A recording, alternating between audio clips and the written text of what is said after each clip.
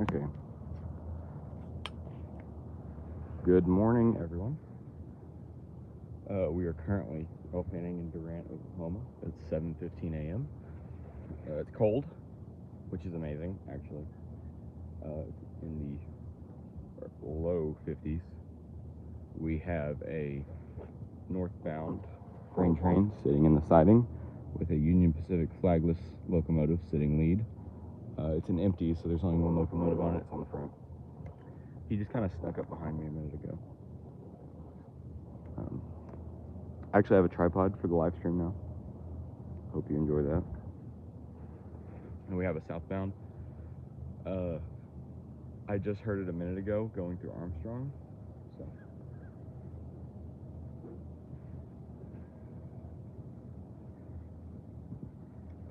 we are waiting on a train today, a specific.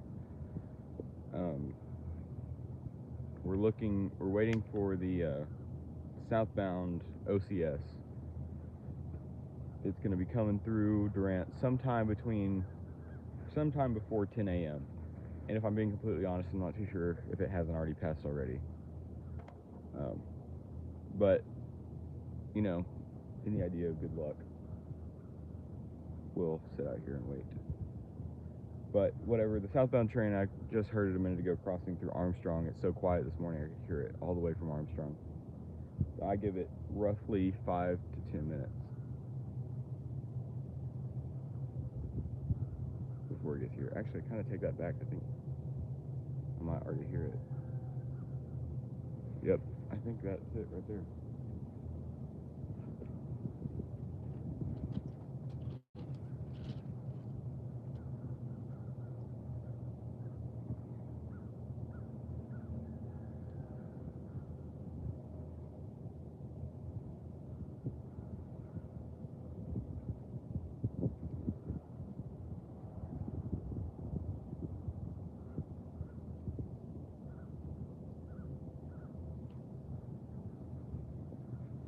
It was indeed cold enough that I had to put on my Carhartt. Hello from Western Oklahoma. Well, it's nice to see you from Southeastern Oklahoma. Yep. This is the outfit for today. It's cold. Man, glad to see we have 3 people in the chat.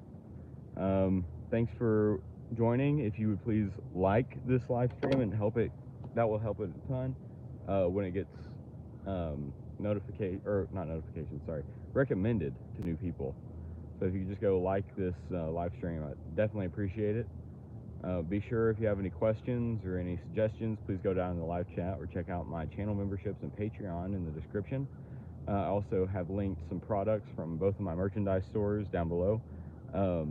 If you like railfan themed memorabilia, especially from older railroads, I definitely recommend it. It's all high quality product. I wear most of it on the daily, so just go check that out. Any moment now, we should have a southbound Union Pacific freight train. Hopefully it's not the OCS, because I am not prepared to chase that, if I'm being completely honest. Which I would think if it was the OCS, I'd hear more radio chatter, but as of now, I've heard nothing. I've got my scanner set to the first preset, which listens to the Kaimichi and Union Pacific.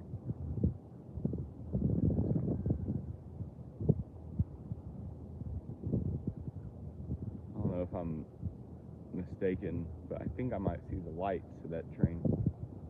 Oh wait, never mind, I take that back. That's a piece of maintenance away equipment that's sitting in a spur over by Hardy Farms.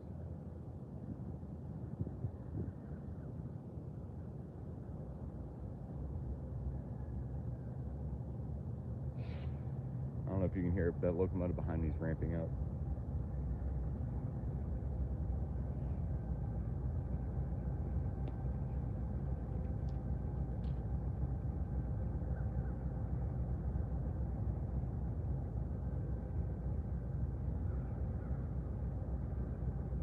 There she is.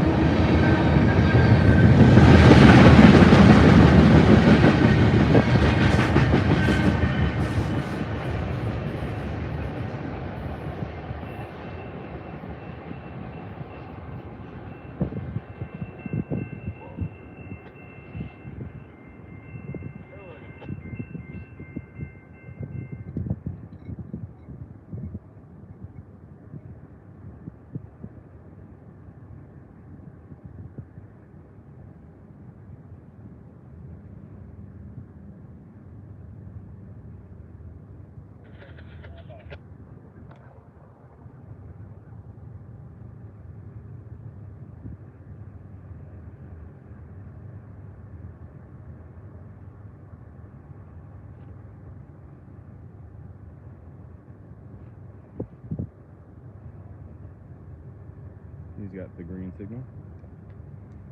Clear to highball north.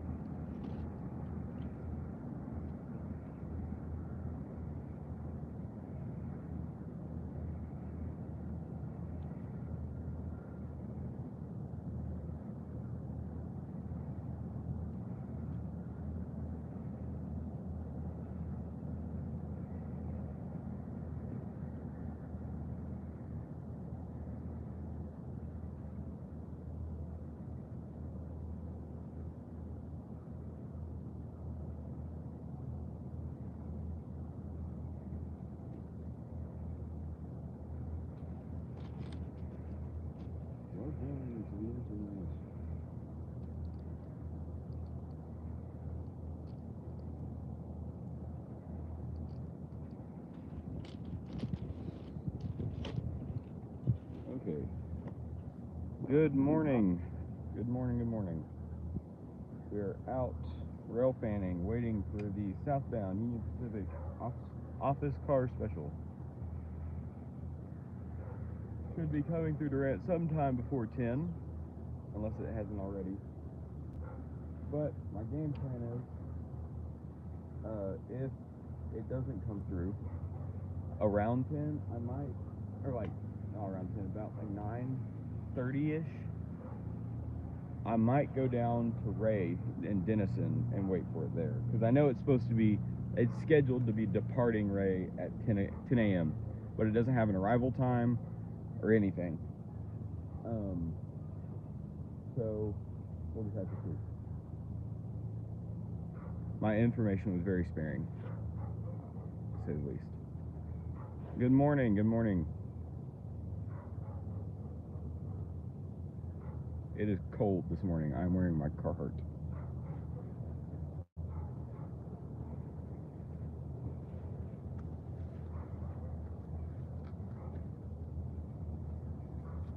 We've already caught 2 trains this morning. Really good day so far.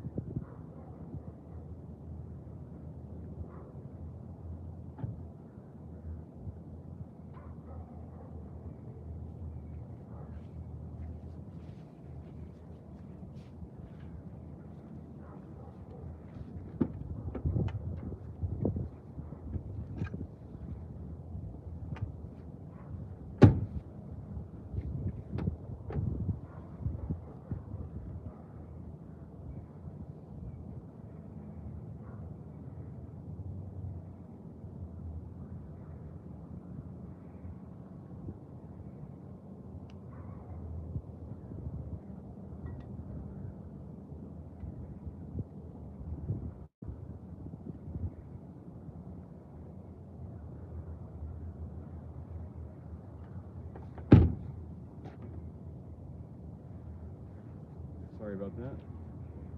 I was getting reorganized.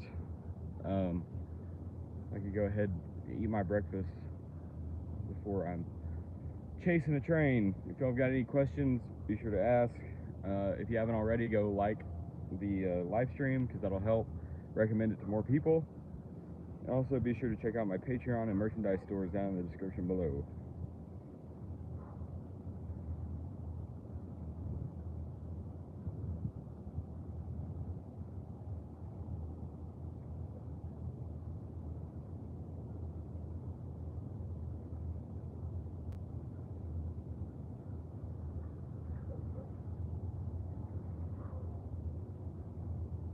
Yeah, it's been a pretty good day already. Rarely will I catch 2 trains like that. That was a nice meet too. 2 grain trains, one southbound, one northbound. A lot of good locomotives too.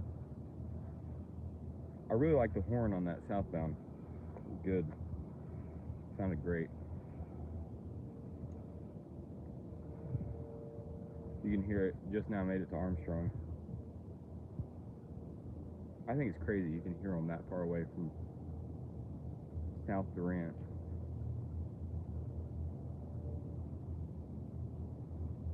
It's just crazy because it shows you how fast that they're moving.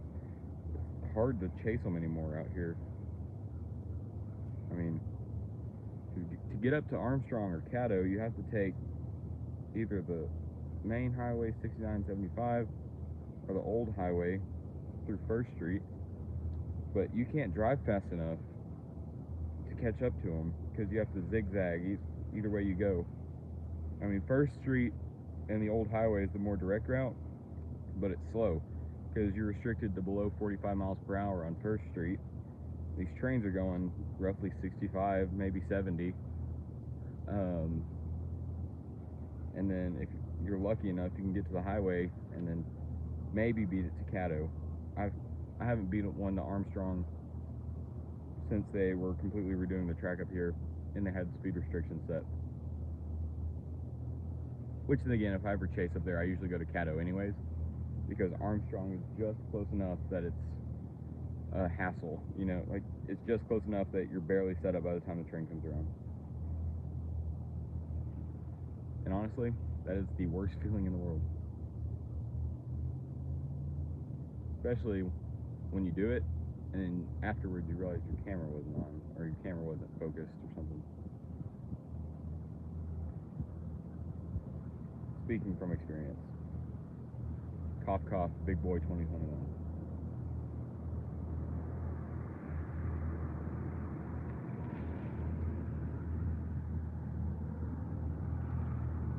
But yep, today is Saturday, so we shouldn't have to worry about the Kaimichi interchange being an issue, which is good. Because sometimes that thing will come up and it'll block the entire system for a solid 3 hours. That's not what I'm into today. I know for a fact this OCS is going to be flying, though. They don't want those executives seeing how crappy this part of their line looks. I say take it low and slow. Open those windows up. Use that big theater car, the Fox River on the back. Look at all the homeless villages that are next to their train tracks. Maybe they'll actually get a grasp of what it's like to live out here for most of these people.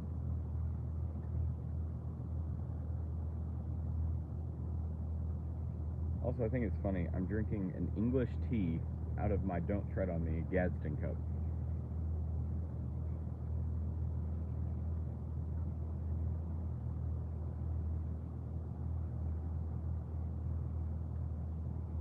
Yeah, be sure to ask any questions if you have them. Always open for Q&A. If not, I'm just talking to myself.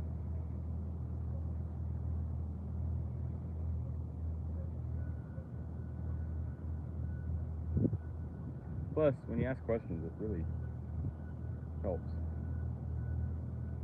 with engagement, necessarily.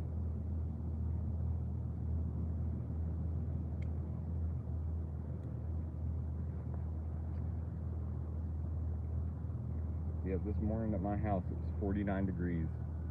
I got up at 6, and I was out here by 6:30. No, 6:45. And about 10 minutes later, the lights came on. Ooh, Transcontinental Railfan posted. First week of October, Railfan updates and announcement.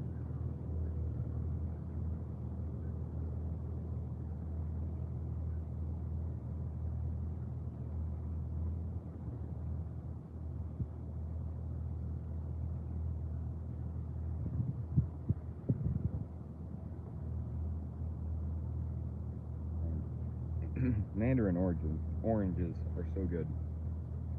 They're tart. The texture's great. Great breakfast. Good vitamin C.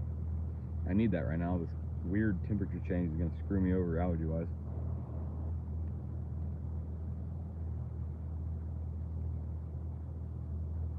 It was supposed to be like highs in the low 60s today. And then... What?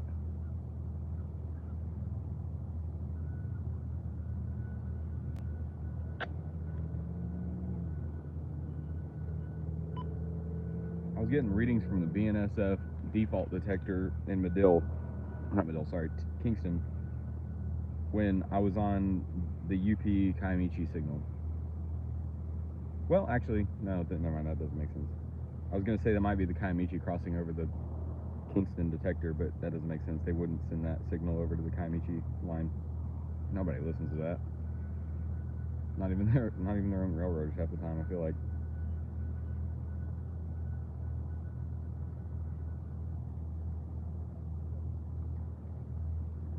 But yeah, sometime between now and 10 o'clock we should have a passenger train coming through, an OCS. I think it was pretty short. It only had one locomotive on it this go around.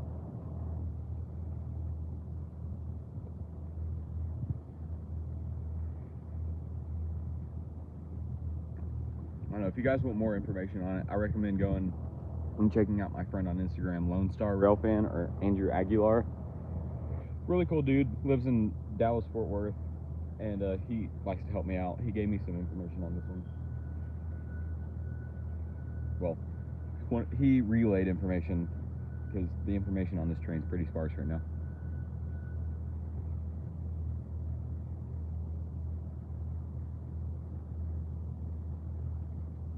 I think there might be like 1 or 2 people up north 1872. trying to catch it. 1872. But because I'm on live stream, I won't be able to go on Facebook and see. It is going to be confirmed. Receipt 1015-1. Receipt. Show what the bond amount is for. No bond. I got my scanner on scan because the UP signal's pretty dead. But I have it on priority on channels 1 and 2, which is the Union Pacific and Kaimichi.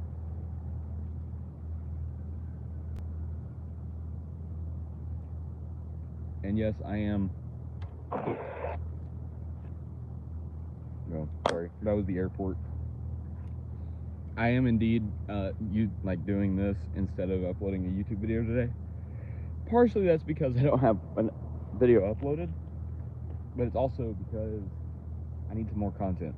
And plus, y'all have been requesting live streams, so why not? Plus, it was good weather.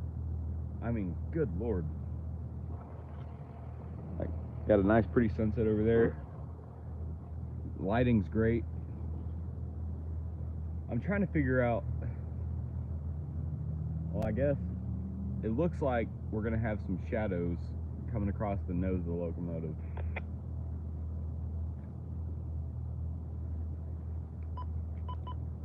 Just because of the way the sun is. Okay, and I just have my scanner on exclusively Union Pacific. Maybe that'll cut out those BNSF tones.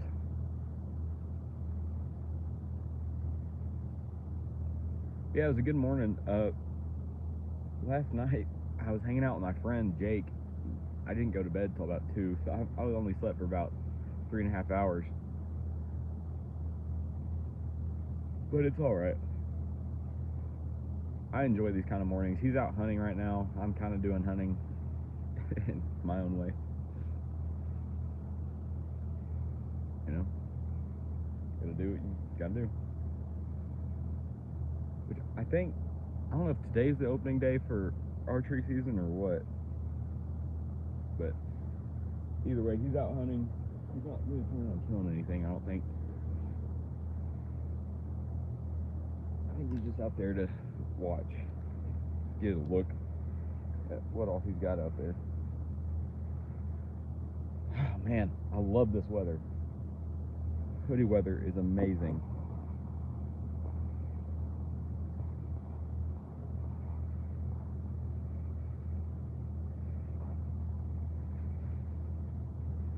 Which I hope Jake actually woke up, because he hasn't snapped me back.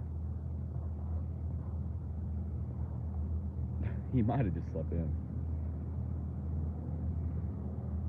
He said he was getting up at 5.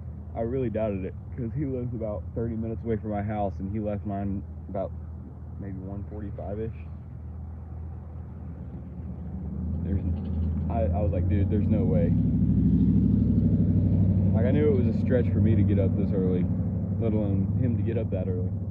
Welcome to whoever just joined the chat. Please make sure to like, comment, and subscribe. I hope you guys enjoy.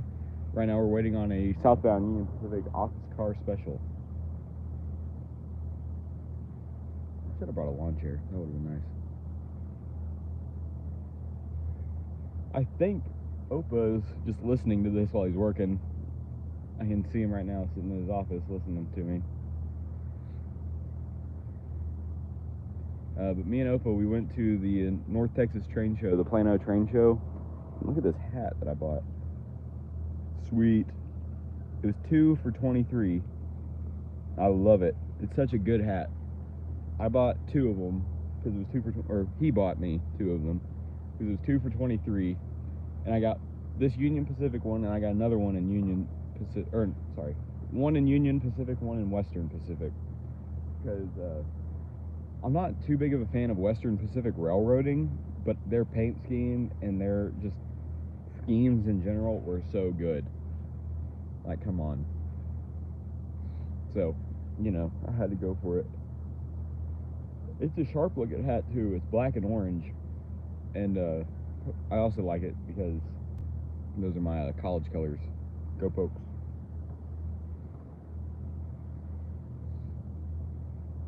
Yep, it's a beautiful morning. I guarantee it's hovering about 60 some odd degrees. Feels good. We haven't had this kind of weather since probably February or March. I would say March. We had a decently mild spring this year, surprisingly. It didn't get hot until late May. I mean, sometimes we have summers that start off in like March. It will hit 100 degrees. But I don't think we hit 100 until mid to late May. And then it stayed hot. And what I hate about this weather, though, is that it gets cold. Like, it's going to be cold today, and then it's going to get warm tomorrow, and it's going to be hot the rest of the week. Like, come on, can we not catch a break? I'm just ready for that final cold snap, you know, where it stays 50s, 60s, 70s, like, all the way until it freezes. I mean, because my favorite weather is snow and ice. I just love it when it's cold.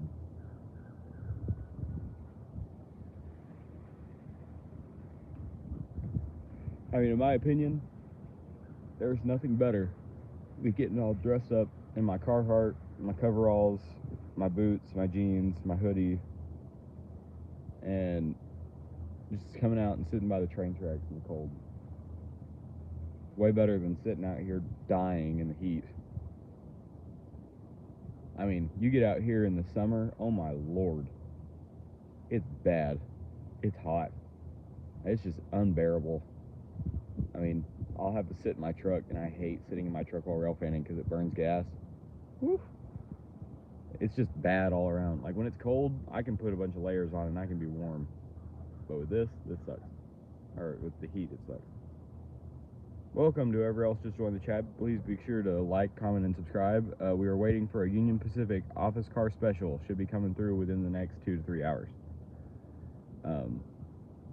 I might move the live stream into the truck so we can get some power to the phone. I mean, it's fine right now. It's 74%, but give it an hour and my phone will be wanting to die on me.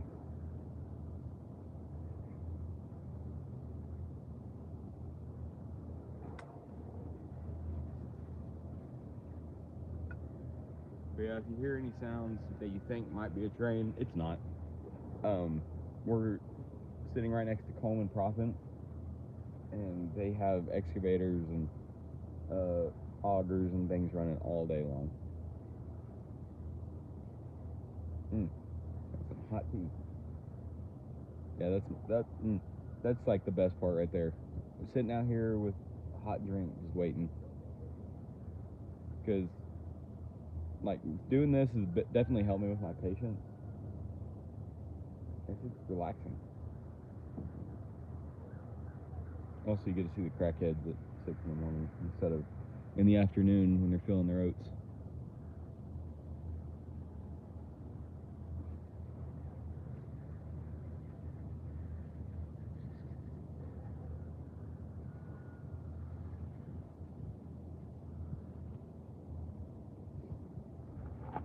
But yeah, I like wearing this Union Pacific hat because it makes people think I'm with the railroad. A little bit better than with my Kiamichi hat. More people know Union Pacific and Durant than the Kiamichi because the Kiamichi comes through in the middle of the night. So.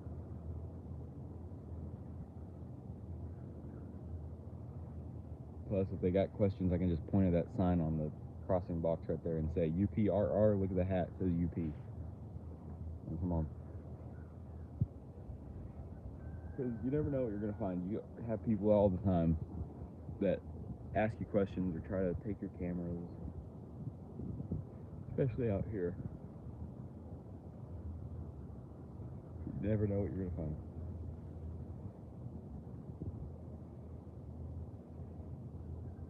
But I think as it gets closer to 10 o'clock, I'm going to slowly start moving everything back into my truck, except for my main camera and myself, obviously, and start getting ready to chase. because as soon as that OCS comes by, I have to highball and get on 9th Street so I can get on the highway and try to beat it south.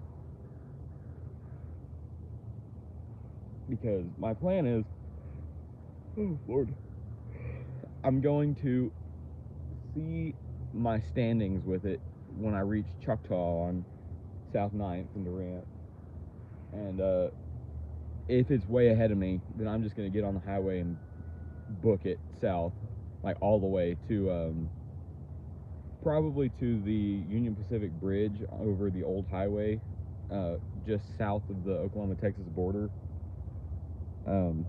That's a really good little like steel plate bridge, and might make for an interesting shot.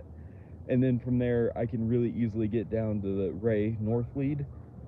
I guess it's technically the East Lead, but I can get down there, and then I can get up on either on the overpass if I'm running way behind, or I can get down to the crossing and set up, and then the lighting should be, well, actually I take that back, the lighting might suck. Yeah, that might suck. It might be backlit from over there, which is dumb. Like, why can't it run in the afternoon when maybe it won't be backlit? But I'll chase it into Ray, and as soon as it passes Ray North Lead, I'll just head to Ray South Lead and set up there, which actually might be interesting. I might run into Texas and Oklahoma rail fans. And I'm surprised that there aren't some other rail fans out here, because I know I told Joe about it. I told Jason about it. And I think Eric knows about it too.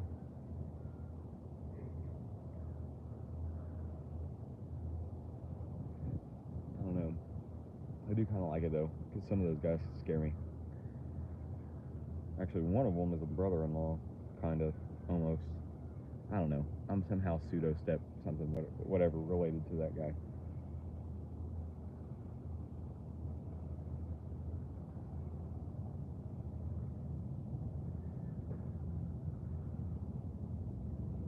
Actually, out of those three, only one of them scares me.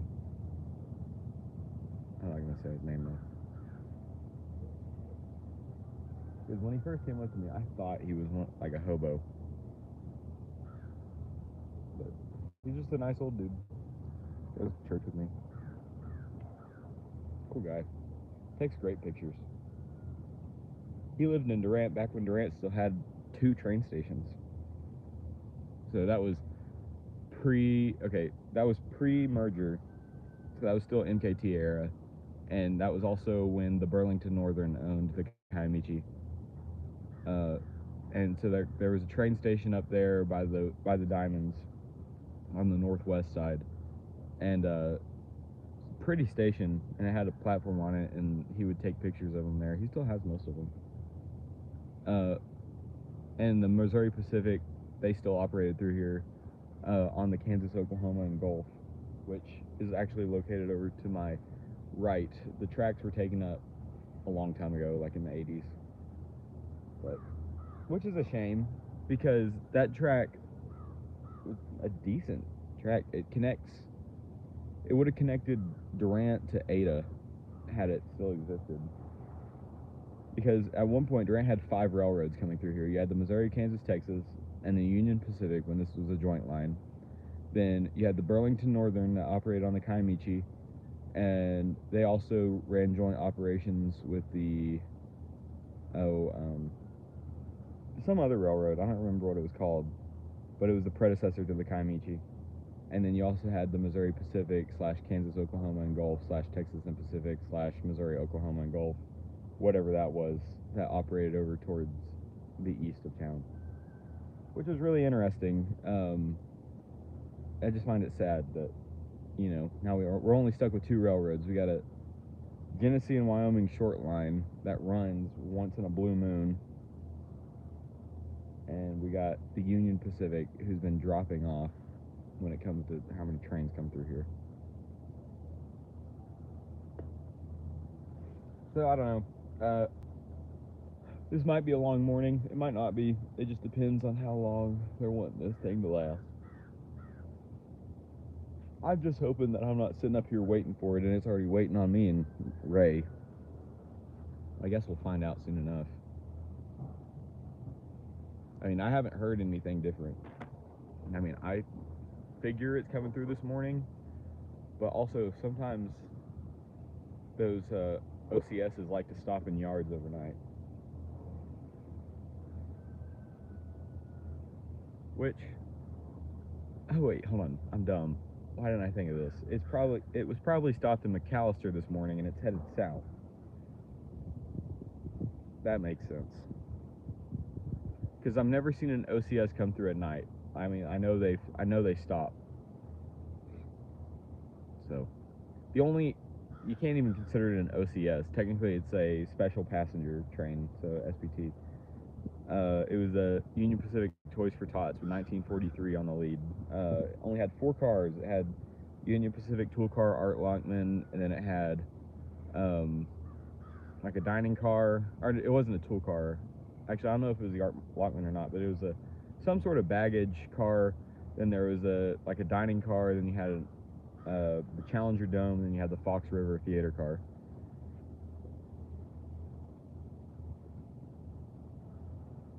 Actually, was it the Fox River? I don't know. My brain's slipping. It was either the Fox River or the Idaho. Because it was the Idaho, because the Fox River was on the OCS I caught in Denison.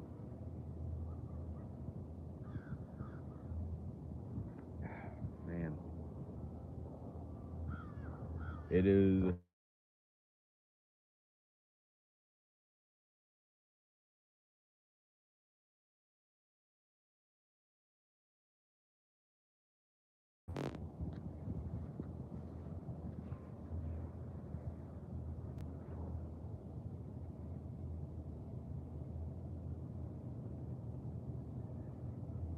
Actually, I don't know if that's Southeastern or First Baptist, because both of them have collegians.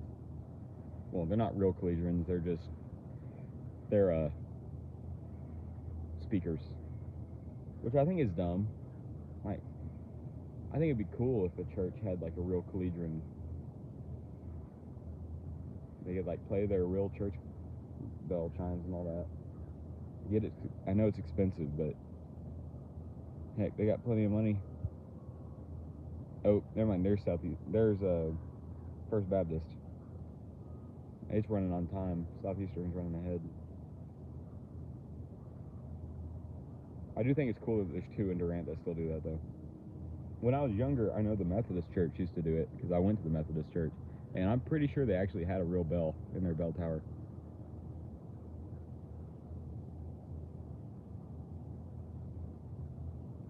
Oh, man. Beautiful sunrise this morning. Also, I realized something funny. I call my truck Lady Gray, and I'm drinking Lady Gray tea this morning.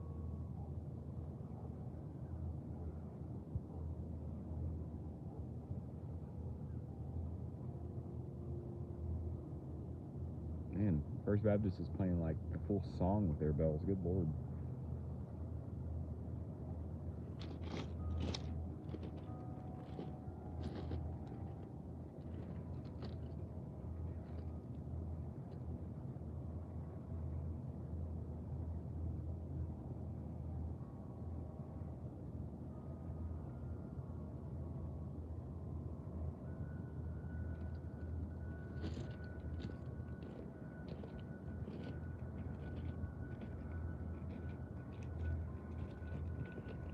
Well, everybody left live.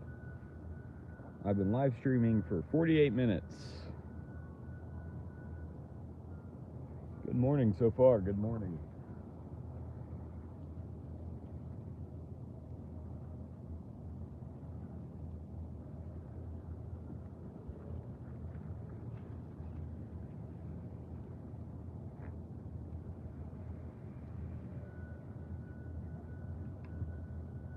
Not too many people up this morning.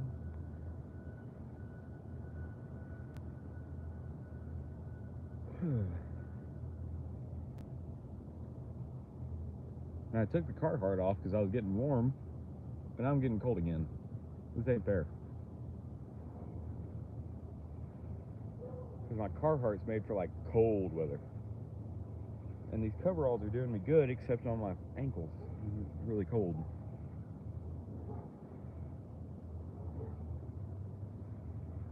Got a buzzard.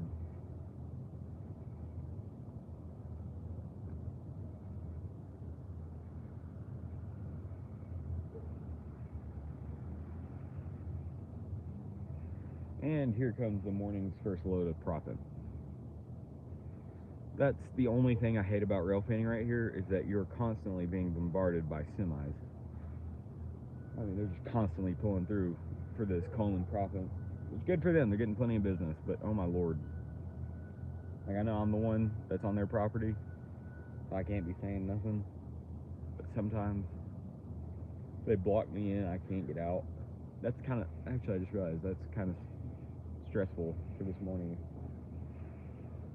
you know, if I can't get out. I've been waiting to see an OCS or just something different for a long time. I mean, the only few trains I've seen the last couple days have been grain trains and manifests, and most of them have been grain trains and oil trains. And coal trains, no manifests. Like, those have been few and far between, unless you count the Kaimichi interchange, which is technically a manifest, but I don't know. I see that one so much, and it has the exact same train cars on it almost every single time. So it gets boring. I mean, they never have different. It's the same. They've had the same locomotives on there for almost 2 years. They use almost the same train cars, and it gets boring. You know, I mean, I do admit there was one a couple weeks ago that I thought was really cool. They had a bunch of rail cars on there because they redid some trackage out towards Hugo, and they had those continuous welded rail cars. Those were cool. Unfortunately, I didn't get to see them loaded, so they really weren't that cool. They were empty. But it is what it is.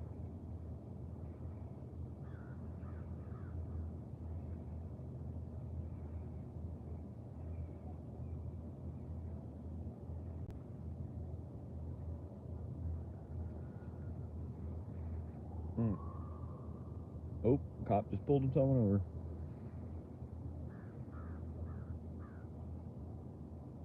Good morning and welcome to the live chat. Please like, comment, and subscribe. That helps me out in tremendous ways. This morning we're waiting on the Union Pacific southbound office car special that's heading to Key Point, Texas.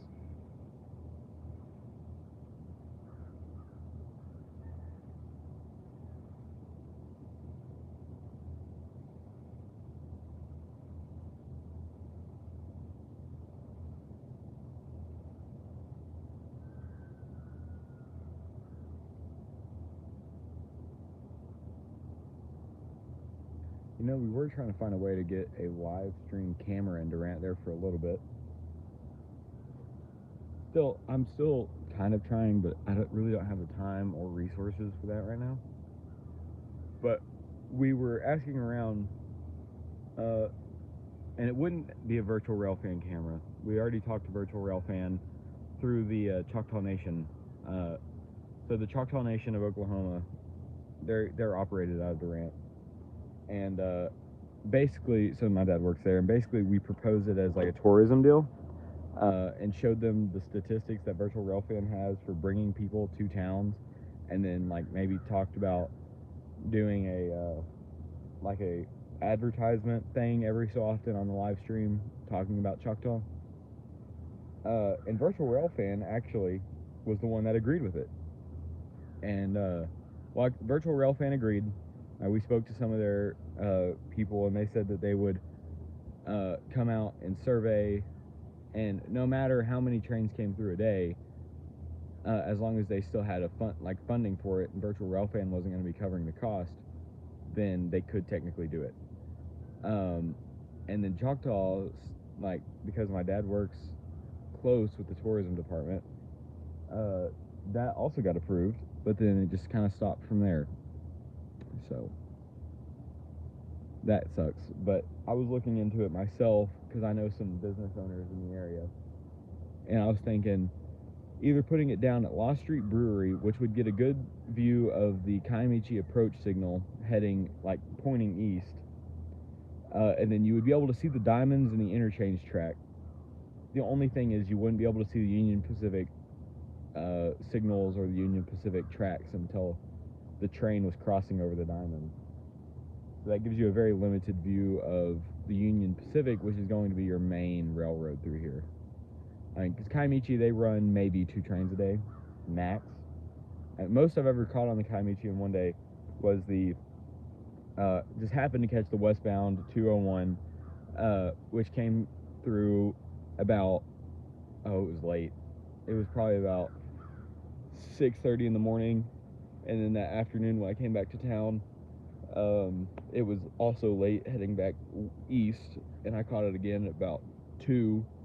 And then a little bit after that, I caught the Union Pacific, or not Union Pacific, BNSF coal train that heads to Fort Townsend, to the Farmers Co-op plant. And then I caught the westbound grain train that they sent down to Valiant to be cleaned. But other than that, the Kiamichi doesn't run very often. We should have an OCS coming through within the next 2 hours. So if you guys are interested, please hang out with me. If you'd like, be sure to ask questions. Always open to it. Also, be sure to check out my merchandise, Patreon, and channel memberships. Those are always fun. You get special perks through that. Special members-only live streams. I can't necessarily do a members-only live stream right now because I only have 5 members. Or not 5 members, 1 member.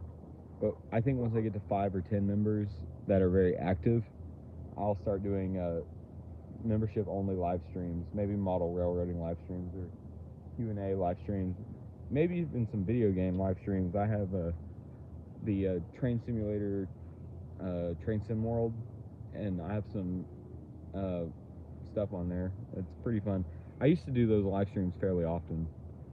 And I'm planning on doing some model railroading stuff here coming up soon. Now that it's cooling off, I can get into the garage a little bit more and clean up everything. Maybe set up a tester layout. I've kind of abandoned the idea of making like a real big layout because I've been so busy and I won't be able to maintain a big layout. But I might basically break down my current layout, get rid of all that junk. Not my model trains, but get rid of the crappy layout that I have, get rid of all the excess track and stuff I don't need, and then maybe building like a small in-scale layout, or even using my in-scale layout that I have already, and kind of building on that. Is that right now, that's my most feasible choice when it comes to model railroading.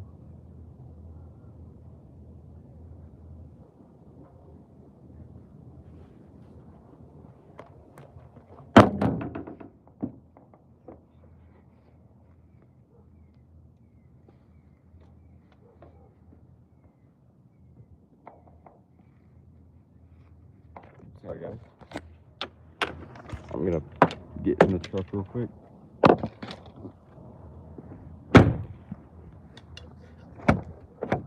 There's some dude walking down the road like waving something. I hope it's not a gun. Oh, he's got a knife. He's like some crackhead dude. He's like cussing out the air and like walking down the road waving something. I was not going to be standing out there with that. No, sir. See, you got to be careful. You never know what you're going to find out here. Hopefully my mom's not watching this live stream. She will not appreciate that.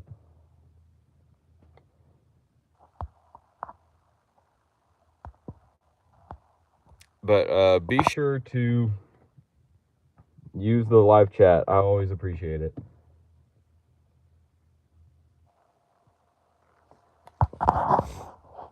Forward. Okay, that dude turned and he started walking towards 9th Street, so I think we're good.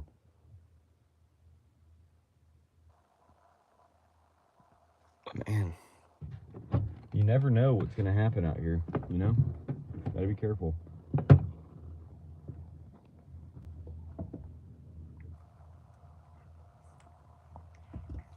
That tea's good. But yep, this is an issue in Durant. It's our homeless issue. It's bad right now. It's really bad, actually. It's really sad. I mean, there's so many people in Durant right now that are struggling with so many different issues, and homelessness is right now is one of them. And it's a shame because you get people like that. You know, they're lost, they have issues, and they're dangerous. If we're being completely honest. I mean, you never know. You got to be careful. Which we're good now. I kind of sat down and I liked it.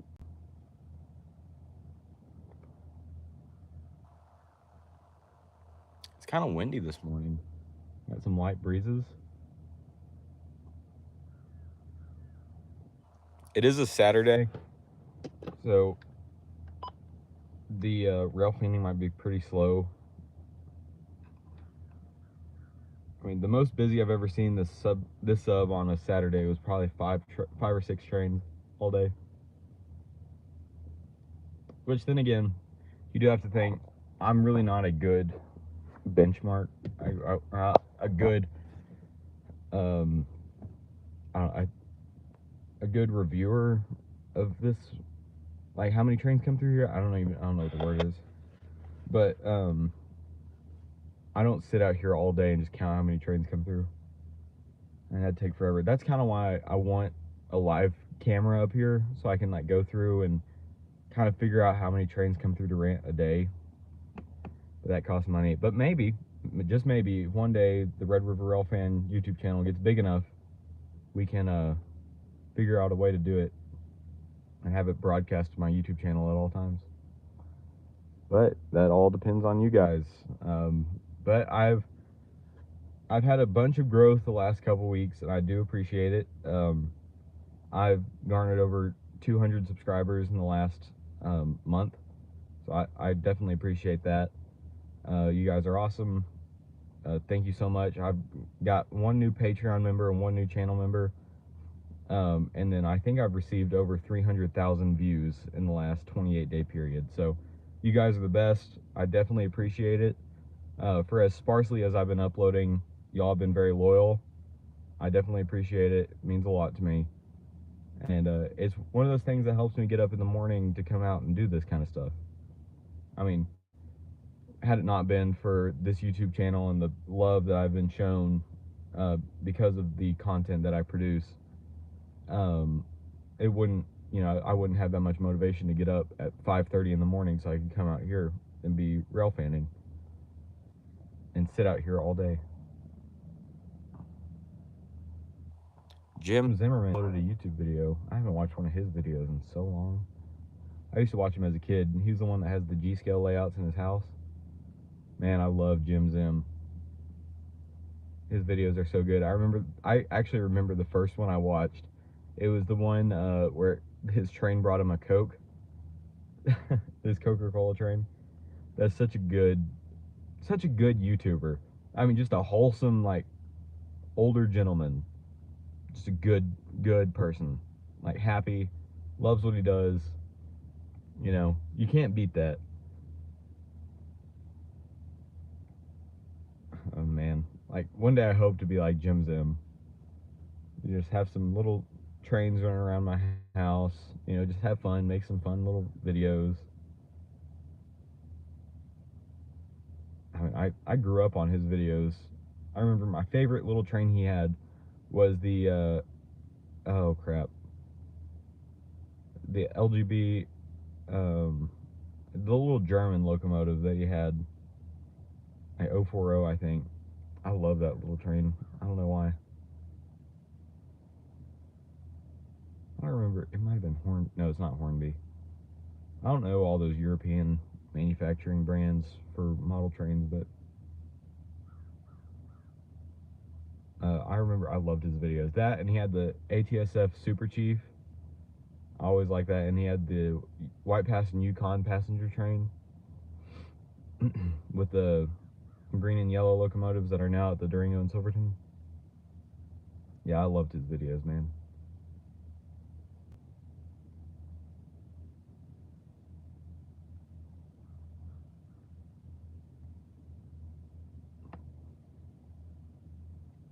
If y'all have any ideas for content, please let me know.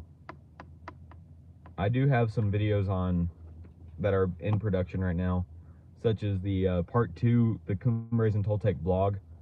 Hopefully that one will do well and get some more views than my other videos have. Because honestly, if I'm being completely honest, I think I'm being shadow banned on YouTube. Like, I've only had 2, like back then when I uploaded, almost every video I would get 100 to 200 views within 3 or 4 days, maybe a week, a month at max. It would get at least 100 views. And I've got videos I uploaded months ago that have like 50 or 60 views. I don't really know what's going on. Like, the algorithm must not like me or something. But I don't, it's just weird. And my shorts haven't been doing as well either. Because I remember when I first started uploading shorts, they would get 40,000, 50,000 views, and my channel would blow up. But I mean, I consider myself lucky to get ones with, 500, 600, maybe even 1,000 views. I have had 2 that went very, very well the last couple weeks. I have one that's touching about 10,000 right now, another one that's about 8,000. So I'm not complaining about that. I definitely appreciate all the views, but I don't know. Because like, those videos are the ones I put barely any effort into. One of them, heck, it's not even my video. I just reposted it from Yard Limit Productions. And I gave credit to him. I'm not trying to claim that video as mine. I just thought it was cool. It was one of 2926 backfiring. That, and then another video. It was literally I was in the passenger seat of my mom's car in Tulsa, and they have a street running train that it goes through the middle of the highway, and I just recorded a passing train for probably about 15 seconds, and it's got almost 10,000 views. But I can like go through and edit a video, like make a YouTube video style short, gets 200 views. It's so dumb how the algorithm works, and I don't necessarily know how to play the algorithm like most of the YouTubers do, but it is what it is. I mean, one day I hope to have my channel somewhere up there with like maybe Dynamo Productions, or Arkansas Locomotive Works, or Yard Limit Productions. One of those guys. Heck, I would say it's Jawtooth, and I love Jawtooth. He's a great guy. He's actually one of my subscribers. Jawtooth is, makes good videos. But he's kind of like, he's just like your average rail fan, going out with his phone, having fun with his dog. And I kind of I would like to be one of those kind of rail fanners, but I know that I don't necessarily fit the personality of someone like that. And I think I would rather be like one of those production YouTubers, who gets to travel all over the country and, rail fan nice railroads like the RBMNN, and all that kind of stuff. We got a northbound highball. Finally, some rail fanning.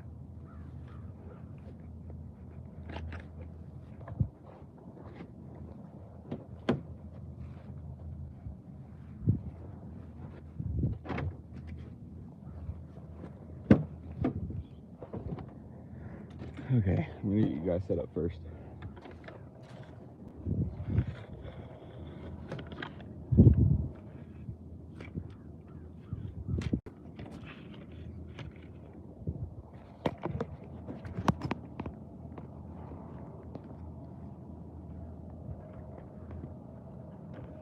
If I'm being completely honest, I don't think my parents have woken up yet.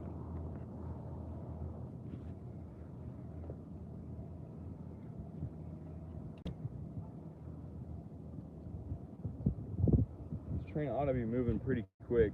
It's got a high ball.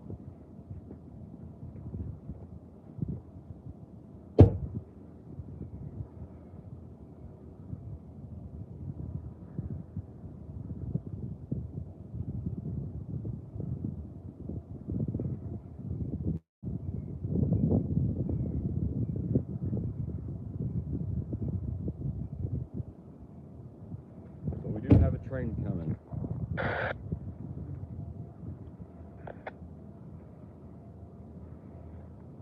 Northbound, high ball.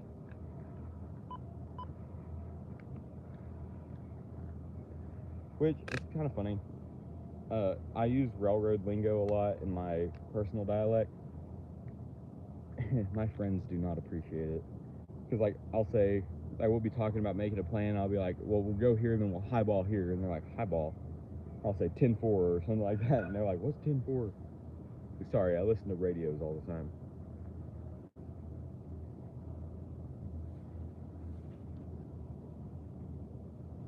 Like, legit, my entire personality is coming out here and rail fanning dudes working and talking to myself into a camera.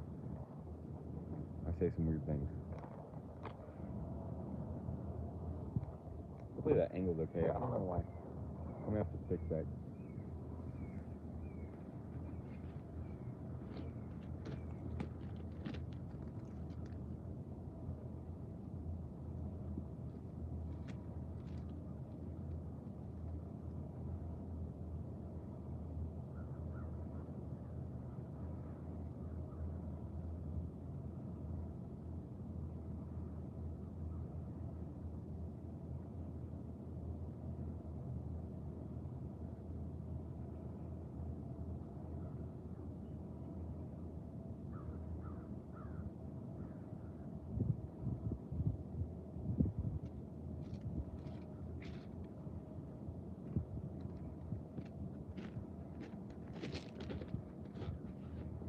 Okay.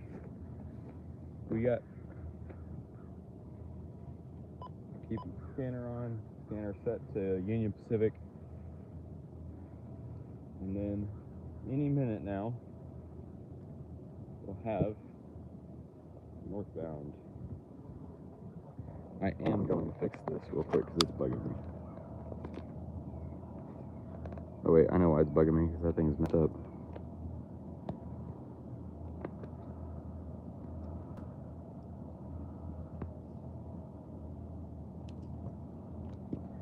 Maybe that won't be so wobbly for you guys. There we go. We're cooking now.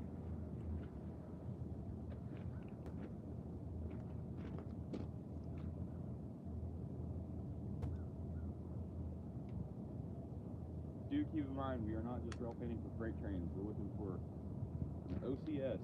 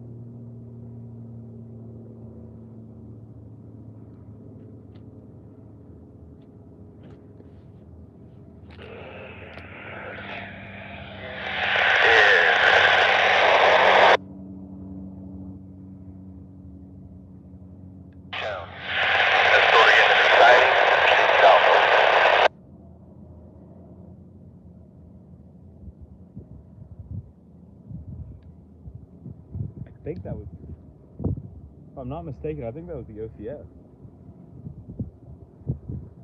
I could barely hear the code that he gave, but.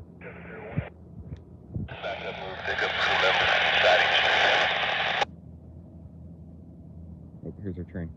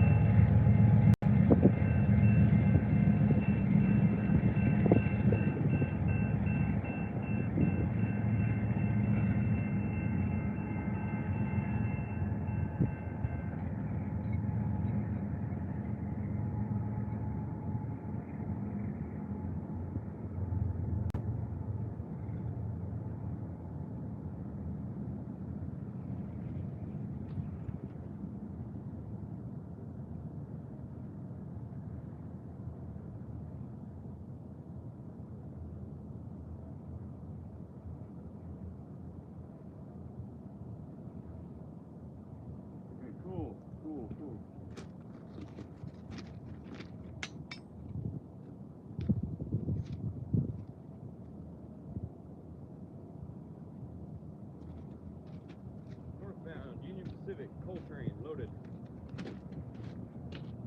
Or unloaded, sorry, empty.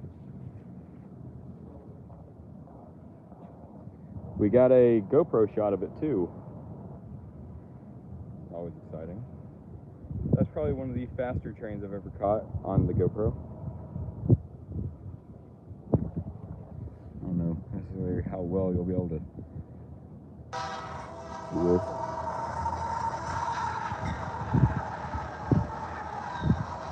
I'll make for a good video. Yeah, if you're just now joining the stream, you just missed a northbound loaded coal train. However, you have not missed the office car special or the passenger train that's coming south down the Choctaw Sub.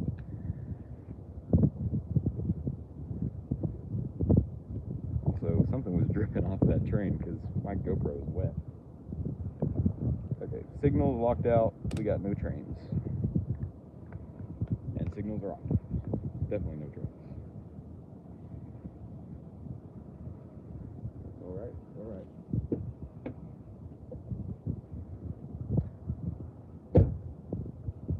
Buddy, it's getting breezy, colder. Usually it gets warmer when the sun comes out. I'm getting cold. Yep, signal locked out. We should not have another train in a little bit. Which, I did hear something on the scanner saying, it said something about Stringtown and pick up a crew. So, there's some sort of crew change going on in Stringtown, and then I heard something Calera, like something about something being, or not Calera, sorry, Caddo, train being stopped in Caddo. So maybe after that coal train clears, we'll have a southbound something. Hopefully it's the OCS, but I'm going to keep my hopes down. In a sense.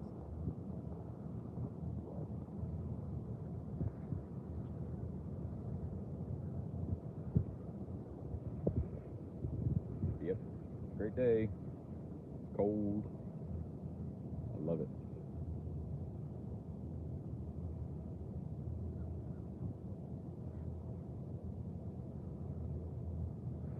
Still trying to figure out the best way to get over to 9th Street. I will say though, once this OCS passes is when I will be ending the live stream, just because this chase is going to be so chaotic that I don't want the live stream to kind of mess it up. But don't worry, because that video, if I get it, will be one of our upcoming videos, and you'll still be able to see it. But you'll still be able to catch the first sighting of the OCS. I'm just excited to see how fast it's going, because those passenger trains go fast. I mean, I know I missed one almost a year ago now. I could hear it from my dad's house. I know it was it because one of my friends had just caught it up in Caddo, and I couldn't convince him to. This was before I could drive, so I could not convince him to take me over to the train tracks. So I stood outside and listened for it, and I heard it, and oh my lord, you could hear it going across the diamonds. It was just like that was it. Like you could hear it flying down, and that kind of scares me because if I'm chasing that sucker, I got to be able to beat it. Like that's the only thing. If I'm going to chase it, I have to beat it. Which, if I get lucky, maybe there'll be a BNSF train crossing the Red River by the time it gets down there, so it'll slow it down, and then that'll give me plenty of time to make a game plan. You know, figure out where to go. Will be my luck. We'll have greens all the way through Denison. I'm not the luckiest road man, for being honest. I've still not received a text from my parents. I bet they're still asleep. Man, I love these Carhartt coveralls. They're so comfortable. They're warm. This is my favorite time of year. I get to wear a hoodie and not sweat, and coveralls, and they got so many pockets.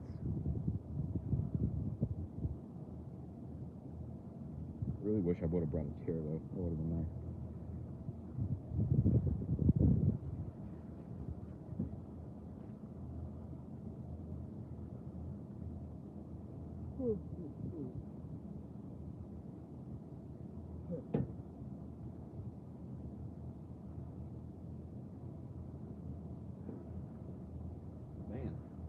never had it, I suggest it.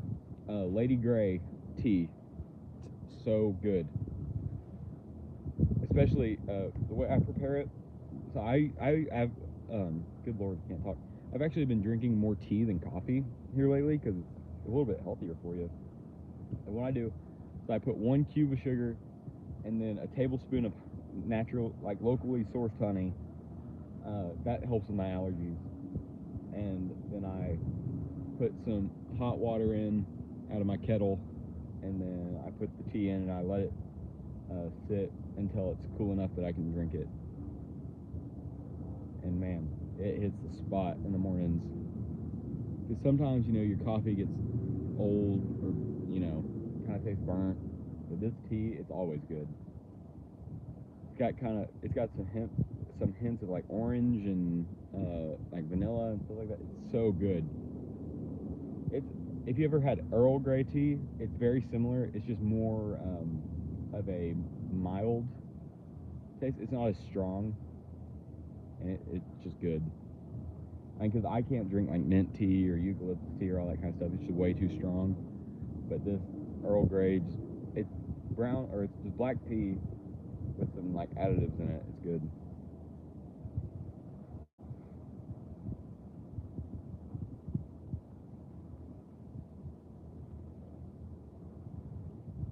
It's funny because I've got my English tea in my Don't Tread on Me cup. Founding fathers are rolling in their graves.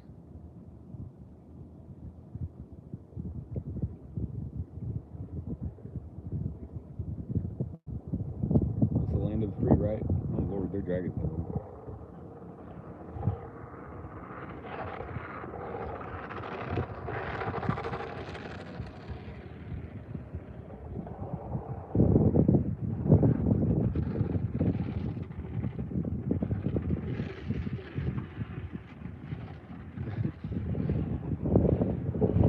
Their engine cover, mud flap, or something's dragging the ground. The lady looked like she was missing teeth and maybe her mind.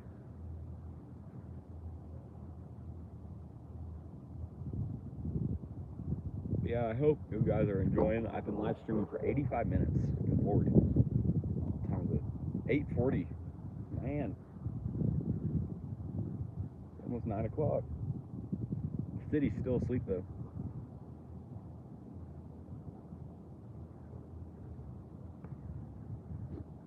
Tell you what, downtown was bumping last night though. Me and Jake were driving around. There were so many people, like in the bars and all that. I guess it's fair. It's a Friday night, but that's the most I'd ever seen downtown, especially at 1 in the morning. Which, Jake, if you don't know him, he's the world's okayest pilot, cryptozoologist extraordinaire, and my best friend. So, he's funny. He's been in a couple of my videos, like cameos, I guess. Like the one where he's got his head down on the tracks. He's like, "No, I'm listening to the snake telling me when the train's gonna come, idiot." That's Jake. Good old boy. He's a pilot. Flies me everywhere.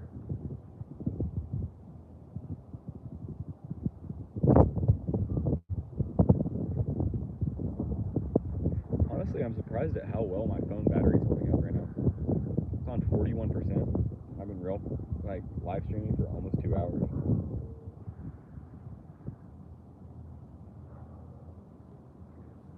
Yep. We just had the northbound coal train come through. Nothing too much. The OCS is nowhere to be seen yet.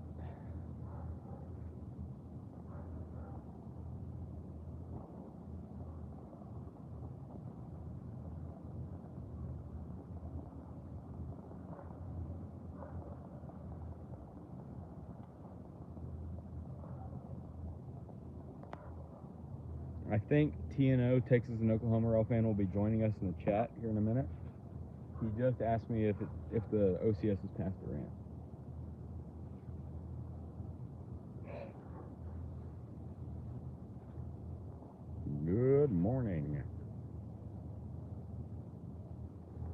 if you have any video ideas or suggestions, please be sure to send me an email at redriverrailfan@gmail.com.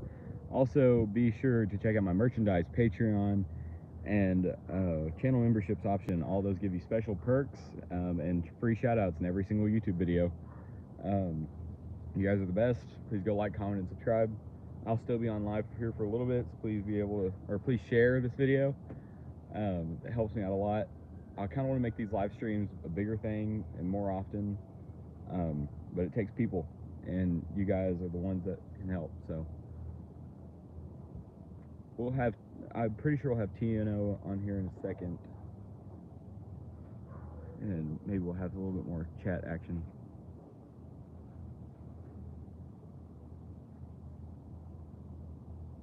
Good morning, Texas and Oklahoma Rail fan. Welcome to the YouTube channel. So it has, to my knowledge, it has not passed here yet. Like, what's your plan? Are you gonna rail fan it in Durant, or not in Durant, in Denison? Because if so, honestly, it might be helpful if you go to Denison, like the Ray Yard, and see if it's already there. Because I haven't heard of it passing yet, but I also haven't heard of it not passing yet. Like, I don't know if it's come through yet. I've been out here since about 6:30 and I haven't seen anything. I mean, I've seen 3 trains. I've seen a northbound, a southbound, and another northbound.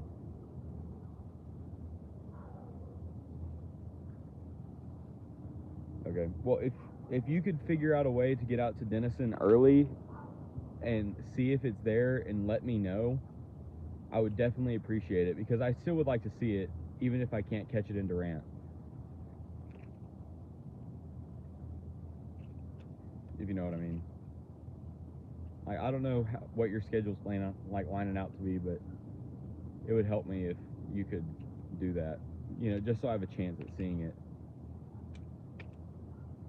Because my plan is I'm going to rail fan it here, and then I'm going to try to catch it in Denison when it crosses over the old highway, and then I was going to try to beat it to north lead of Ray Yard, and if I don't beat it there, I'll just head straight over to the south lead at that curve. So I might run into you, TNO.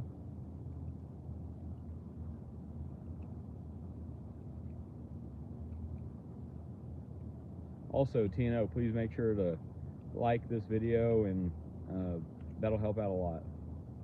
I'm trying to get as much engagement as I can on here. That'll help with the algorithm and recommending people.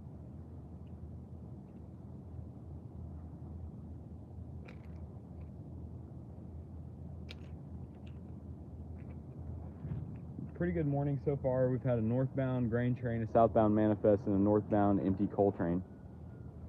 Last night we had a southbound loaded coal train. Me and Jake caught it on accident.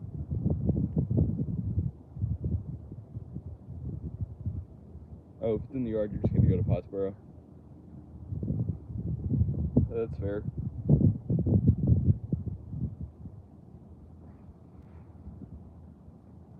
I mean, because I'm gonna catch it here, and I'm getting on. I'm gonna just get on South 9th as fast as I can, and then see if I can beat it to Choctaw, or at least see it at Choctaw, and then I'll get on the highway and head down. We'll see. I'm excited, honestly. This might be a good chase.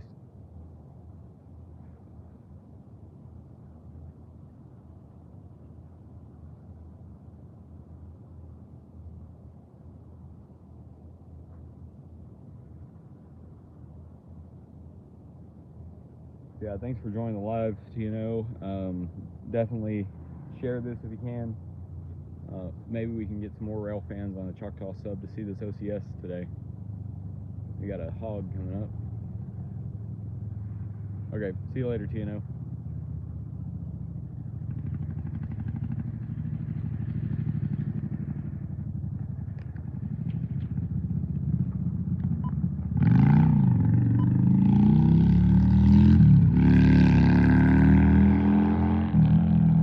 Nice hog.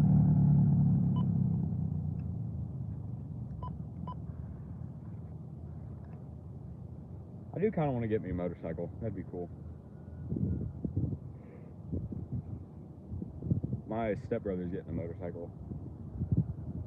He's trying to convince me to get my license with him, but I don't have that kind of money just to go do that. Honestly, with what the time is right now,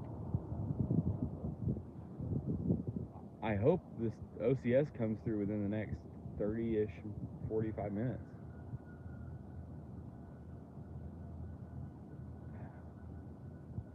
We're getting down to the wire. I think either the next train or the train after it will be the OCS. Because I know for a fact there's one in Stringtown. It's probably, because it's in Stringtown, it's probably the southbound gravel train. And then if there is one in Caddo, I don't know what that might be. But you would think if there was one in Caddo, it would have come down by now, because that coal train would have passed the Caddo siding. If it still had a highball, it would have passed it probably 5-10 minutes ago, and that would have at least put that southbound train in block to turn the signals on.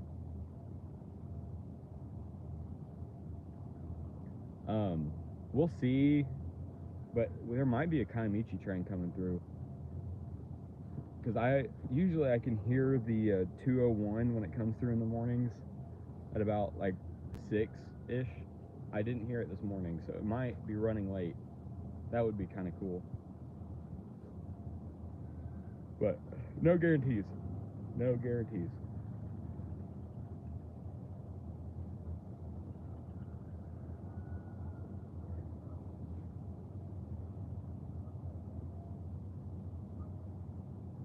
We do have some maintenance away equipment sitting up in the spur over by Hardy Farms. I think they're the ones that take the ties out.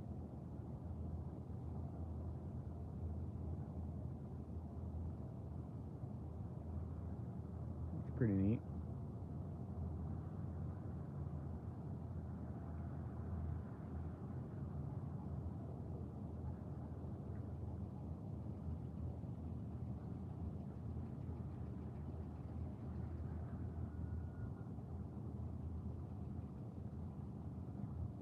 The dude's just staring at me.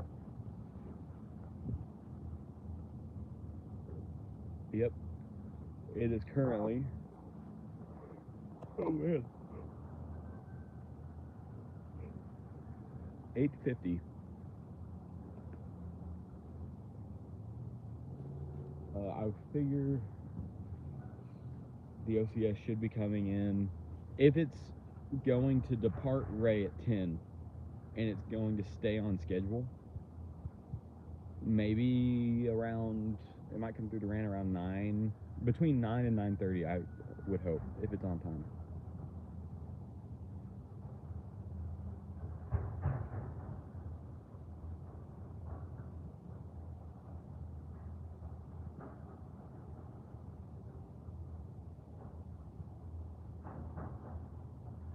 I wonder where that sound is. Real loud. Maybe some construction or something going on. I don't know, this is what it's like a morning in Durant, Oklahoma. Nothing.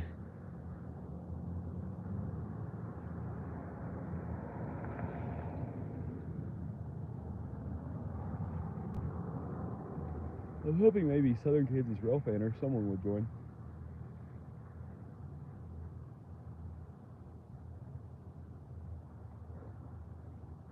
Either Southern Kansas or Oklahoma Railfan.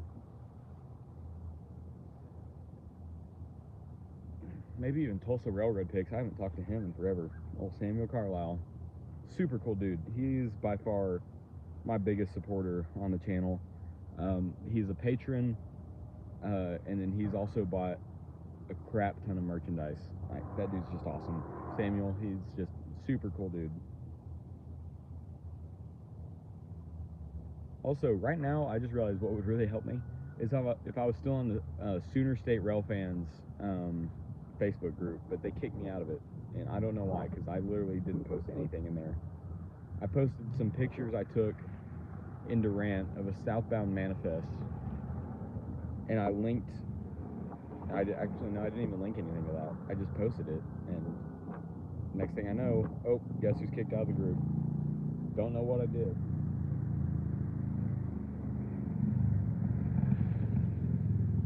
But it is what it is.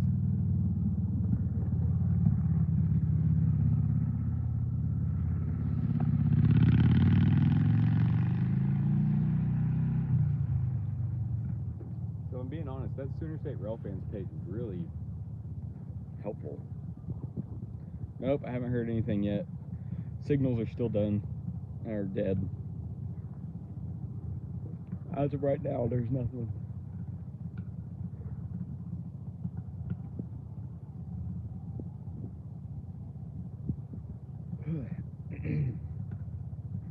You hear some ugga-duggas up at the tire place.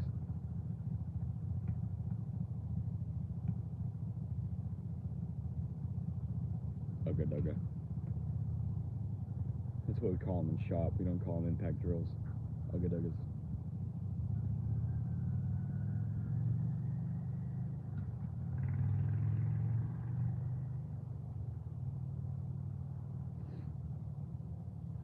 I don't know. I need to do like a live, like a live stream with a guest.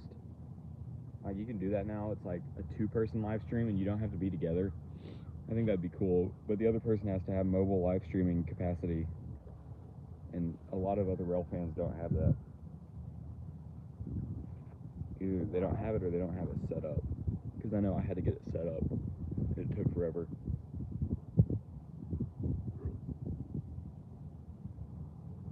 Okay, just let me know, TNO. And then,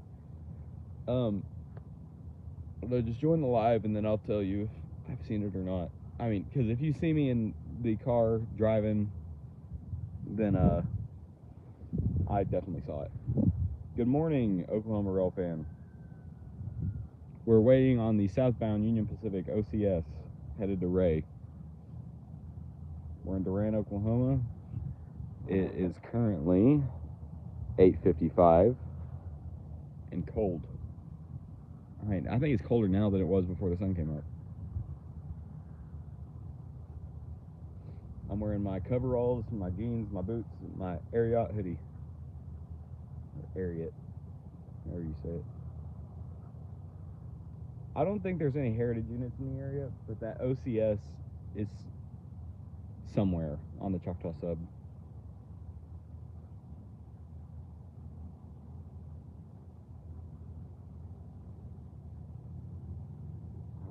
Right.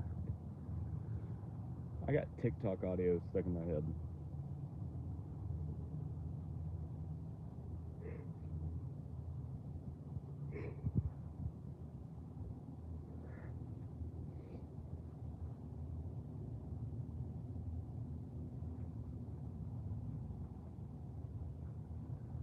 I'll be right back. I gotta go get something on my truck.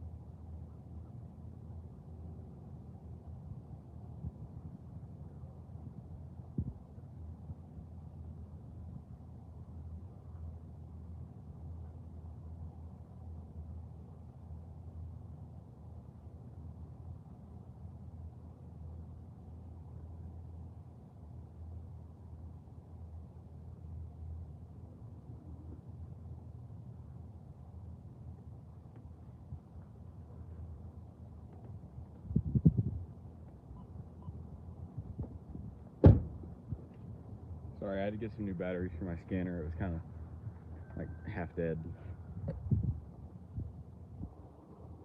I figured there wouldn't be any heritage unit.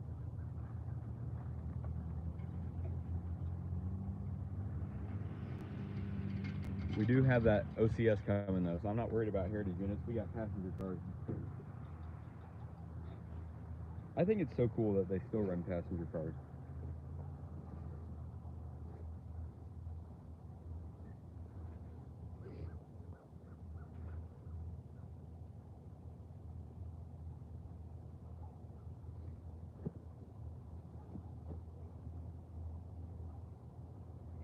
I really should have brought a chair. I'm kind of regretting that.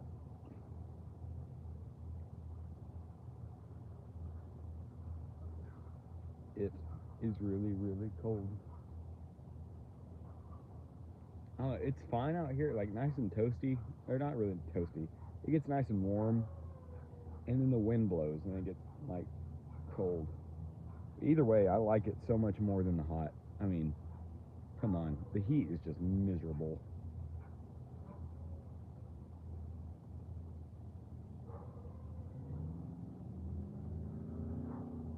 Got some interesting looking fellas walking this way.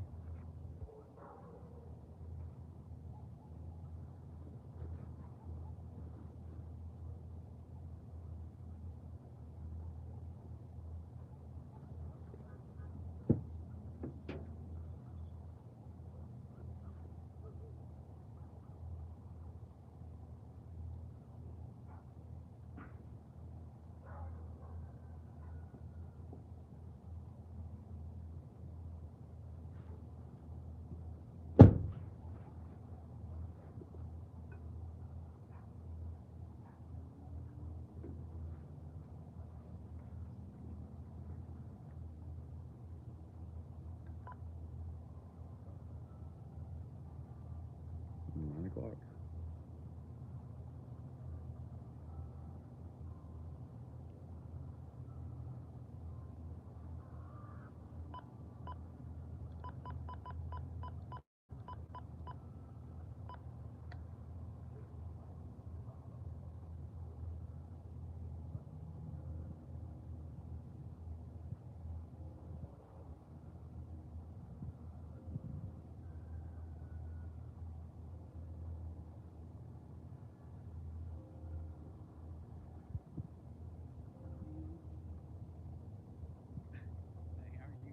I'm doing pretty good. How about you?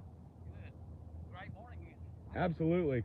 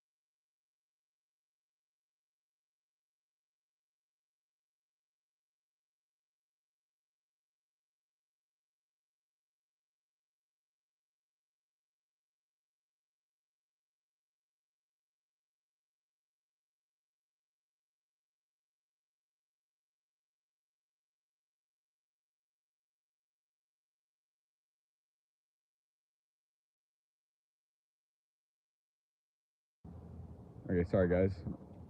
Those guys were talking to me. But good morning, Jack's RAILFANNING Network. Glad to have a channel member in the chat. I go to college at Southeastern Oklahoma State University.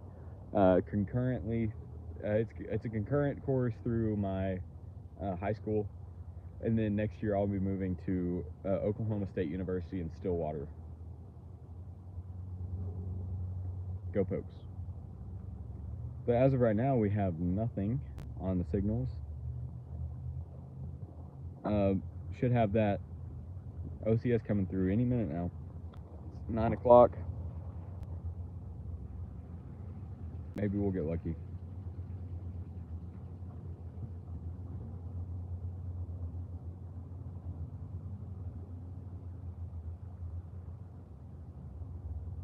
Oh, it's all right, Jack's Rail Fan Network. I hope that you're starting to feel a little bit better. Knee surgery is a killer. It's bad. Just this last year, both my grandparents and both my great-grandparents had knee surgery. I know what the recovery can be like, so I hope you're feeling better, man.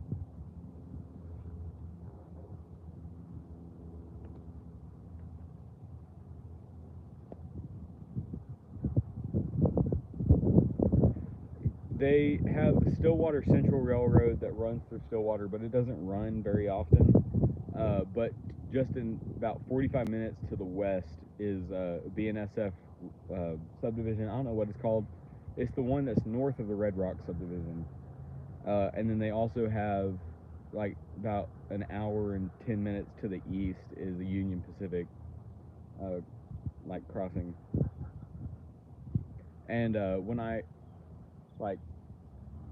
go to Stillwater, rail fanning is not going to be my high point. No, I won't be rail fanning in Tulsa. It's just some little town north of Oklahoma City that has the BNSF, and then some little town northeast of Oklahoma City that has the UP. Tulsa is like 2.5 hours away from Stillwater. I'm not driving that far to go rail fan. Like, because honestly, when I go to college, this rail fanning stuff might slow down quite a bit.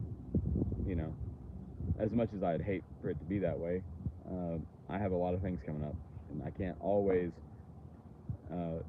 be a rail fan. Which I'm not saying I'm gonna give up the hobby or stop uploading videos. I'm still gonna do that because I feel like in the summer I want to go work for the Oklahoma Railway Museum up in Oklahoma City. It's not too far away from Stillwater. It'd just be a good, volunteer job, and they even have some jobs out there that pay. So it might be good to go do that. So I can still upload videos from there. So, I'm not giving up, but I also have better things in life than sitting out here all day and watching trains. I got friends, I got family. Things that are, and I have amazing student organizations that I'm a part of that I would much rather, be a part of than rail fanning.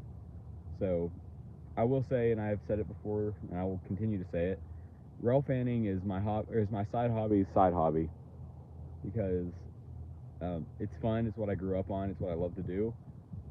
But it can't always be the controlling factor of my life. It's just a good thing to relax with. Oh, a torn meniscus. That is bad. That sucks. My brother had a torn, no, I don't think he had a torn meniscus. He had something similar. But yeah, pain in the butt.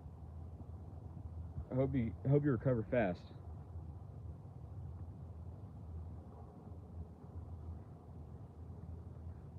Yeah, that's fair enough. Okay, rail fan. Just got a weather update. It's 52 degrees and breezy. It's good weather. I mean, this is great. I've been live streaming for 112 minutes. Good Lord. Almost 2 hours. My phone's at 13%, so we might have to move into the truck here in a bit.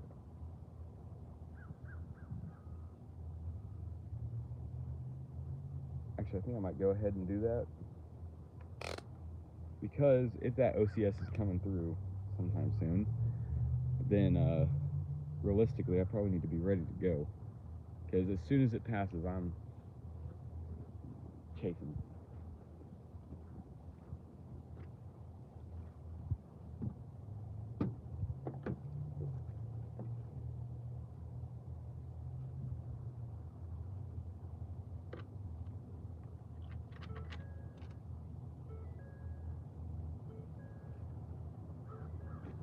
Okay.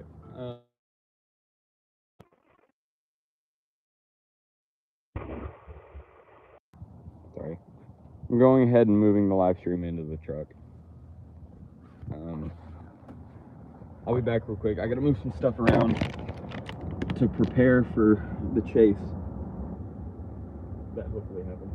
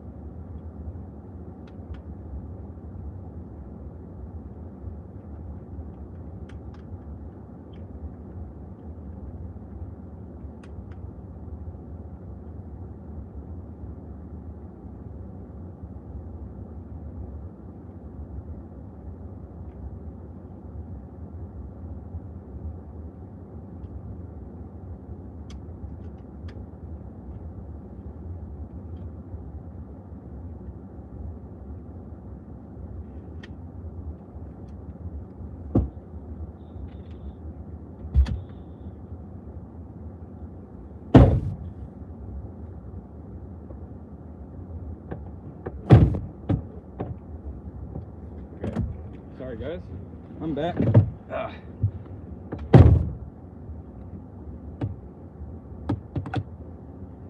I've got my main RAILFAN camera sitting outside, just outside my window, so I can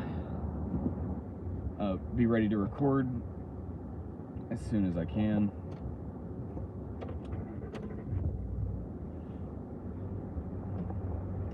Maybe if I can get this phone charger to work. It hasn't been working a whole lot here lately. Got it. Okay, we're back. How much money do I make off of YouTube? I'd like to keep that private, but it's not enough to like live off of.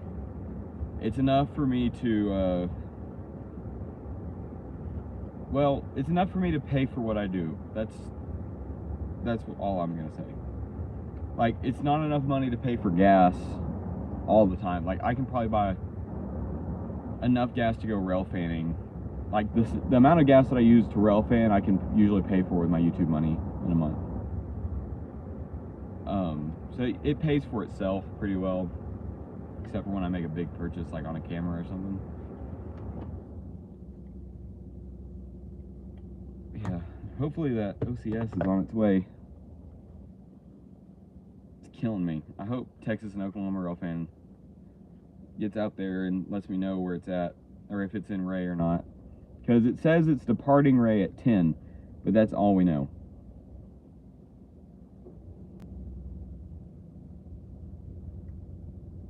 I will say, okay, RAILFAN, there's so many hoops you have to jump through to be able to actually make money on YouTube that it's hard. I mean, like, you have to verify your identity and your address and everything, probably like 6 or 7 times. You have to do all this other random crap. You have to make sure you have all the accounts set up. You have to update them once a month. You have to give your tax information. It's difficult, I will tell you that much. But it works. And most of my money comes from Patreon and merchandise. And I'm working on it now to where I have a little bit of income from the channel memberships. Also, sorry if my truck's like vibrating the phone. You're in my phone holder that I use to like use as a map, or when I'm using my phone as a map, and it's kind of shaky.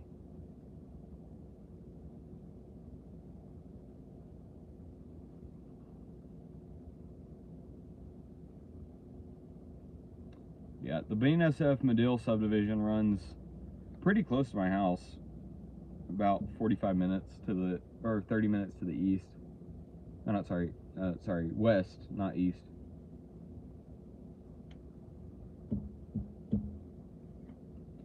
I live in a pretty decent place for like freight train railfanning, and I say pretty decent for a reason, because the Medill sub isn't too wild at all.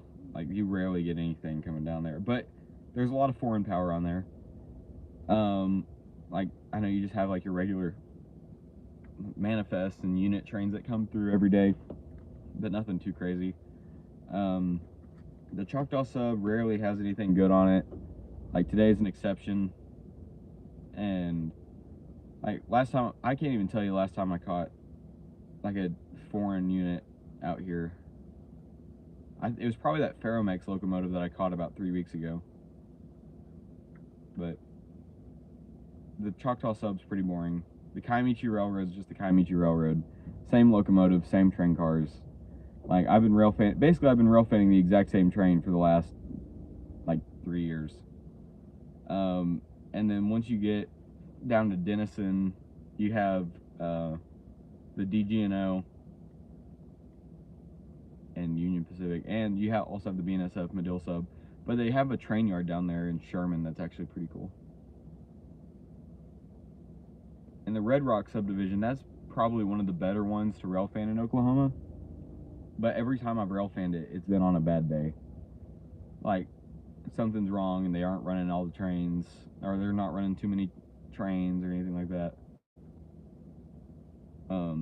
Honestly, if I, like, because it's about maybe an hour and 20 minutes to the west if I'm going to rail fan the good lord, I can't talk. If I'm going to rail fan the Red Rock sub, then that's about an hour and 10 minutes to the west.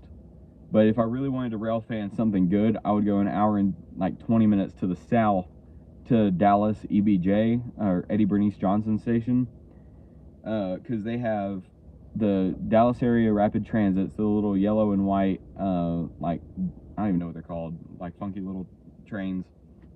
You got the Tex Rail, super pretty inner city commuter trains that run between Dallas and Fort Worth. And then you also have the Union Pacific, I don't know what subdivision it is that runs through there, and the some BNSF line also runs through there, and DGNO. That's they have like a yard lead that comes up into the station, so that's always pretty cool. Plus you have Amtrak coming through there with the Texas Eagle every day, twice a day, because you have the northbound and southbound Texas Eagle. I mean, you could always go rail fanning at the Fort Worth Central Station, but at Fort Worth Central Station, you can't get too close to the freight trains. Like, you're really close to the Tex Rail, and when the Heartland Flyer comes in, when the Texas Eagle comes in, you're really close to all those.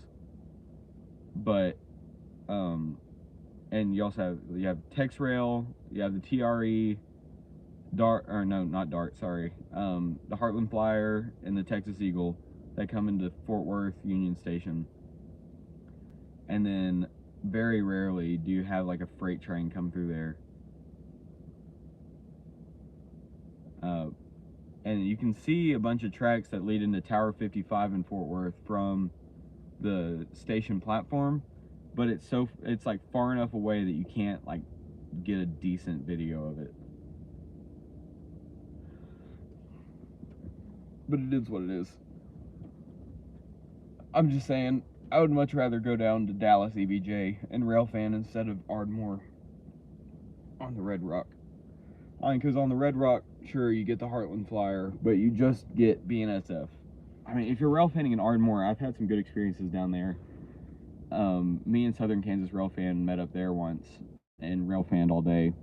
And they had some pretty decent yard power moving trains around all day. And then we ended up catching a War Bonnet and the northbound Heartland Flyer. Sorry, no, southbound Heartland Flyer.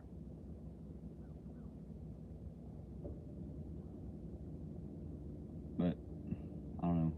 I would like to go see the Heartland Flyer big game train, but I doubt that's going to happen, because they're running that right now for the Texas OU game. I don't know how big it is this year.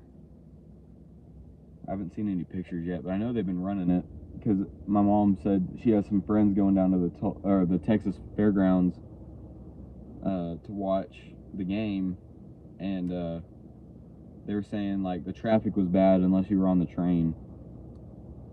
So I know they're running it. It's just I haven't seen it yet.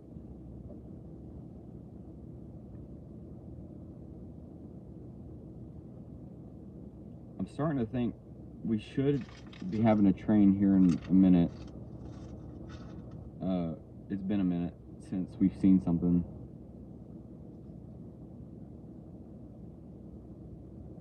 Good Lord. 75 to 80 trains a day. That's insane. I could never. Like, I would almost get tired of them by that point, you know? And do they run like manifests and coal trains and stuff over that subdivision? Because I know a lot of times they just run pure intermodal through those like crazy transcons.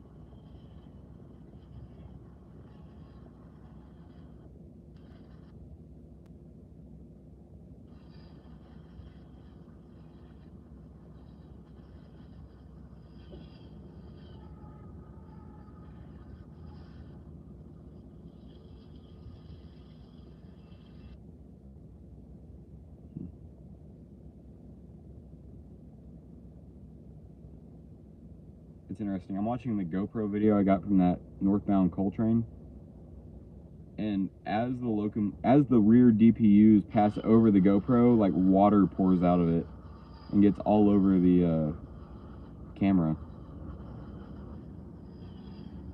Good Lord. That police officer just tore out of there.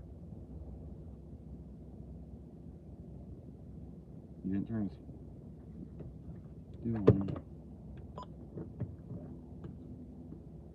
He didn't turn his lights on.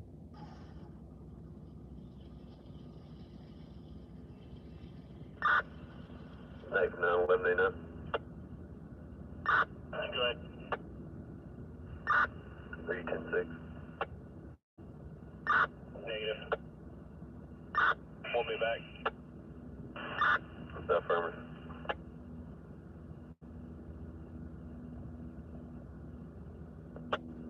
Dispatcher, please.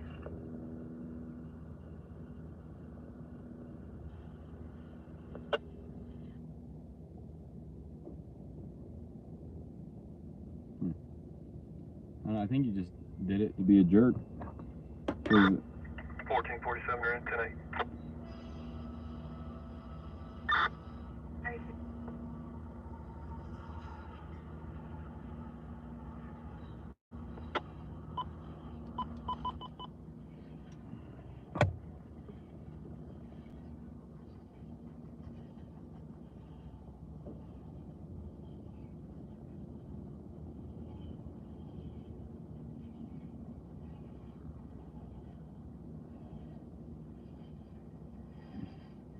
Will do. Will do.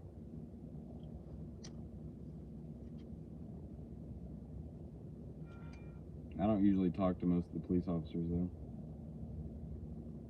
You know, it was cool, though. This morning, that northbound that I caught, the northbound grain bulk, empty, it had one of those new mini flag locomotives.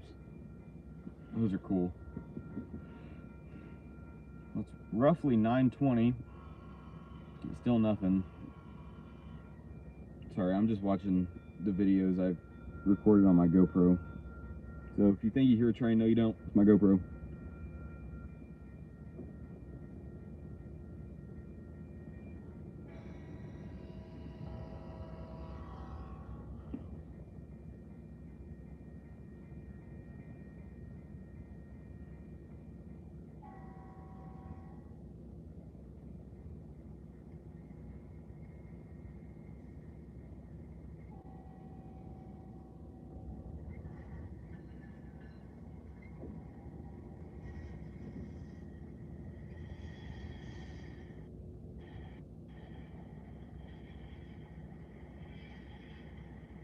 Yeah, I have some good videos that I need to upload.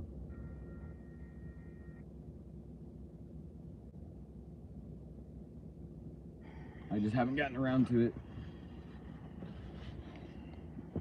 I've been so busy this week, though. I've been up in Tulsa for the Tulsa State Fair, showing my steer. Oh my Lord, that was something.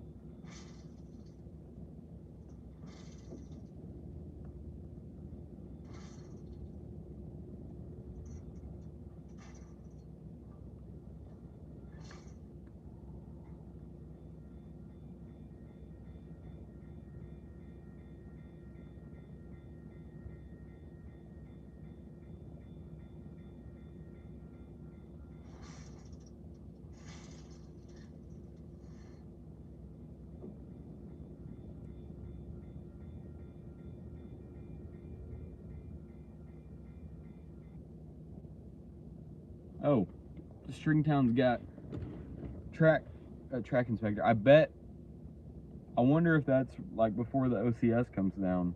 Do you have you heard anything about that OCS Jack's Railfan network? I know you seem to be a little bit more in the loop than I am. Because if I'm being completely honest, I have no idea what I'm doing out here. I'm just sitting here waiting on a train that might come.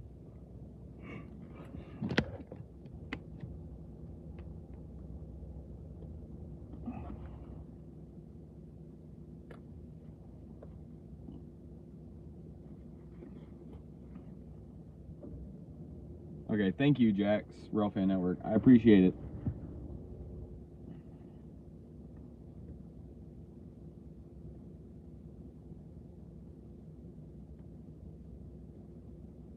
I mean, I don't know how any of that stuff works, but I know sometimes they're pretty particular about their OCS trains. I'm excited to see this one though, because it's got the American flag baggage car on there, the same one that carried George Bush to his funeral. I do kind of wish I had the Experience the Union Pacific car on there though. That's one of my favorites.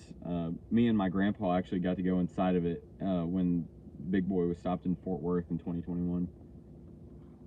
That was fun. Really cool. I also got to go in the vestibule to the Challenger Dome car. That was cool. I got to see inside. Didn't get to go inside, but I got to see it. It's like a time capsule straight out of 1950.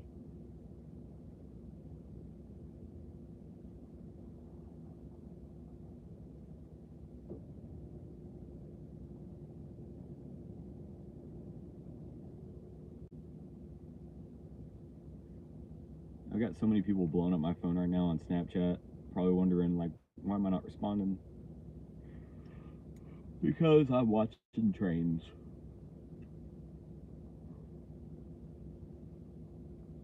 Oh, man. Delayed. Well, at least I know it hasn't passed yet.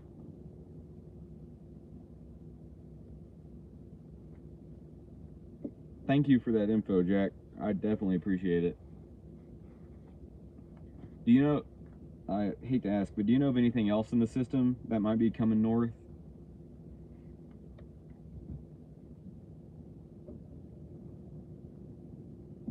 I bet that's what they were talking about on the scanner. I heard someone say something about like something crew at Stringtown. I mean, once I'm getting radio signals from that far away, you can barely understand half of what they're saying, but I understood crew Stringtown. You know, hopefully TNO will rejoin the chat so we can let him know that it's delayed, because he's probably sitting out at Ray right now waiting on it. I am thankful that I got up early this morning, though. I'm not going to be mad that I got up early to see the train that's delayed, because honestly, I enjoy getting up early and waking up with the sun. That, and it's nice. The nice weather's great.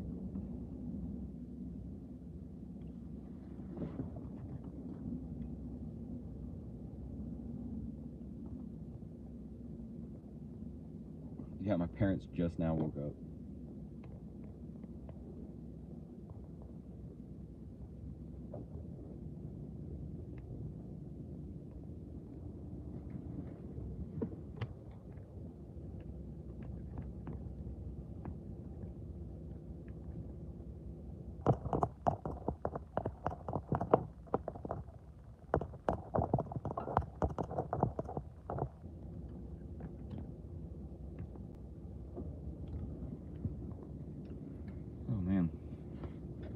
Man, I love these coveralls. They're so comfortable.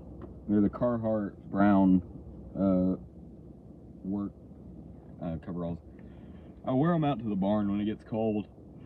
But man, they're so comfortable. I even wear them to school sometimes. That until all the hippies started wearing Carhartt, and then now you kind of feel weird when you wear it in public. Oh dang, man, we got some good trains coming up northbound.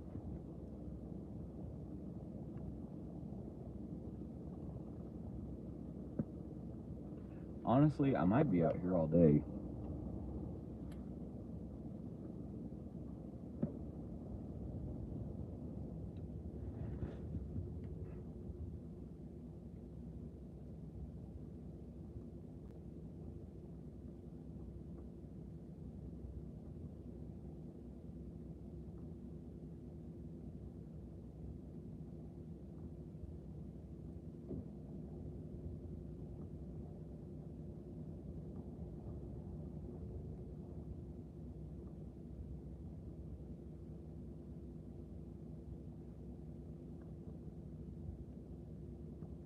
Man, my truck, it's got a bit of a rattle to it. We think it's a catalytic converter, but it's really annoying.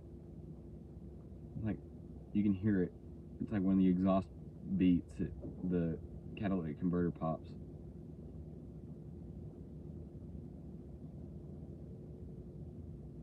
It goes. Kind of sounds like a, an old Singer sewing machine. That's what it sounds like. It sounds just like the one my grandma uses. Just first we thought it was the something in the transmission, because I was having some transmission like oil issues. But we got that fixed, and then we thought it was the flywheel, but it's not the flywheel, and it's not the engine. It's got to be something else. We took it down to Roberto yesterday, one of our mechanics. He goes, "It's your catalytic converter." So maybe he's right, but then again, my truck, it's got dual catalytic converters, and if you replace one, you got to replace both, apparently. So that's dumb.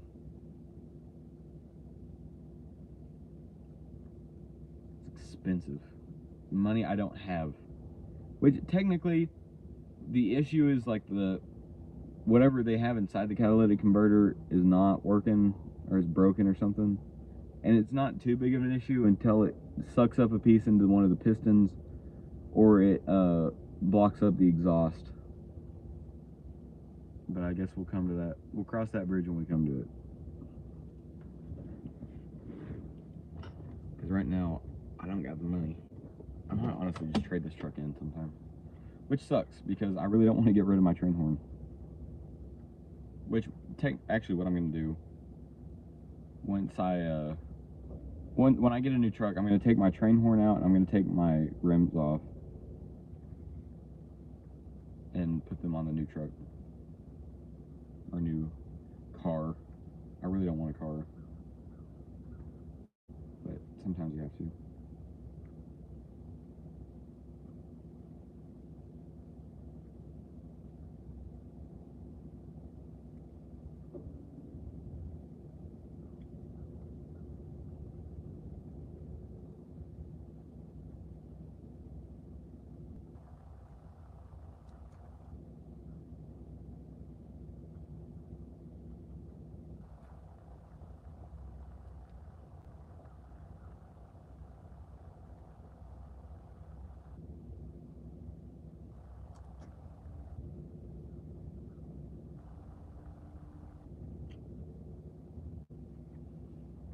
But yep, I do appreciate your work, Jack. I love it.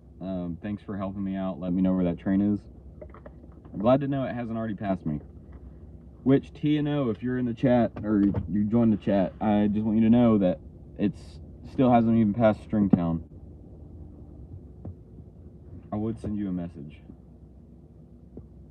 Oh, there you are, Tino. Jack's Railfan Network, sorry. He just let me know that it's delayed. It's up in Stringtown.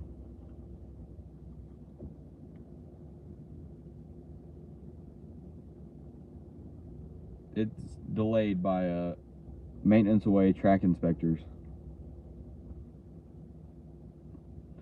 They're doing those final checks to make sure that the OCS doesn't derail when it's coming through this crap town.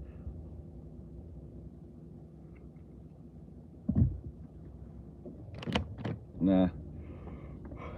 I know they've been doing a bunch of track inspections here lately. I can't believe I didn't think of that later. Yeah, it'll probably be later. Definitely not at 10 o'clock if it's still up towards Stringtown.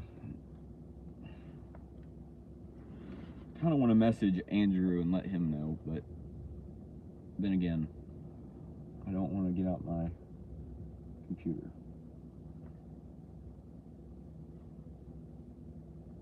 Either way, I'm just chilling. Waiting on the track inspectors.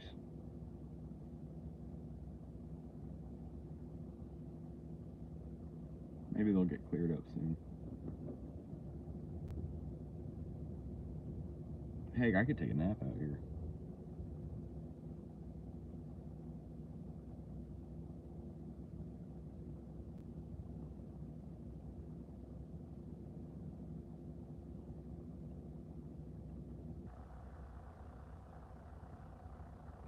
Yeah. I'll keep you updated, TNO. I'll try. I'll be live streaming until I see it, most likely. I might have to take a break. Yeah, you already said it wasn't in Ray. But I might take a break here in a little bit and go grab some other breakfast.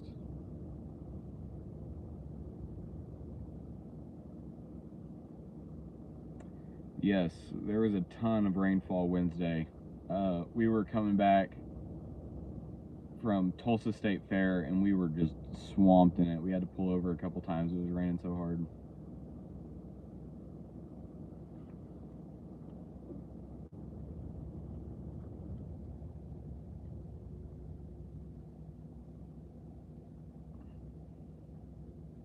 Nice.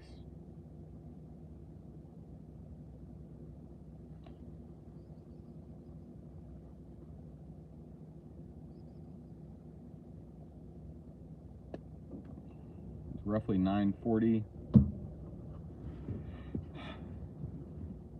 And no trains yet, but according to Jack's Railfan Network, it's due to track inspectors. So for those of you who have just joined or have rejoined, that's what we're waiting on.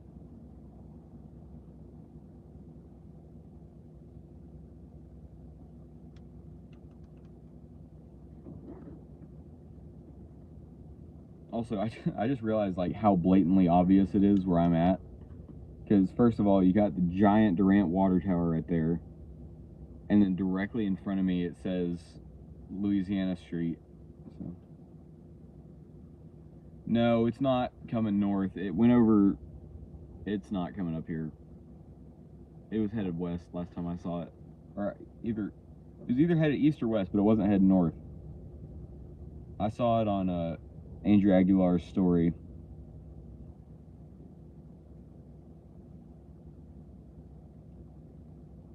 I mean, it might be headed north, but I doubt it.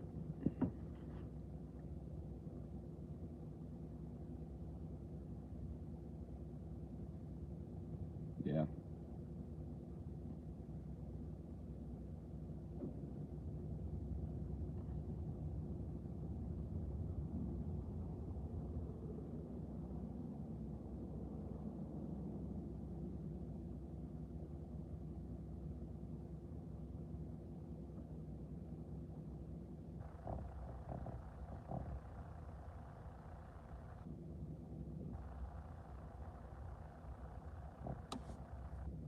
Man, I just love the sound of, I don't know, I like the sound of like crickets and the wind rustling the trees, the sound I grew up with. It's great.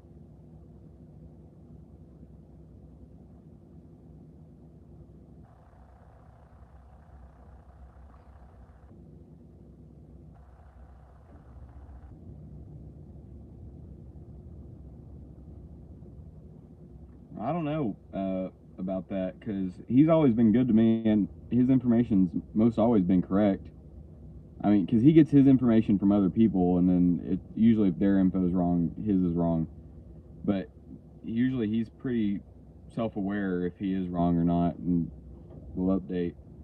I mean, he's never led me wrong. He's been my main connection for the last 2-3 years. Because he kind of just monitors Dallas, Fort Worth, and lets me know what's coming up north. I mean, all the heritage units I've caught have been thanks to him. Like every single one of them. Like 1943, wouldn't have known that without him. 1111 wouldn't have known that without him. The CNW wouldn't have known it without him. The Wabash wouldn't have known it without him. 6736, or whichever Union Pacific locomotive is still painted in CNW colors, wouldn't have known it without him. The Progress Rail, EMD SG70 Ace T4s, the demonstrator units wouldn't have known it without them.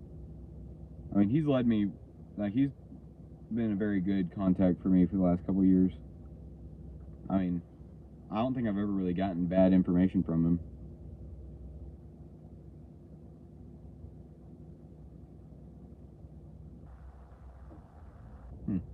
I did not know that.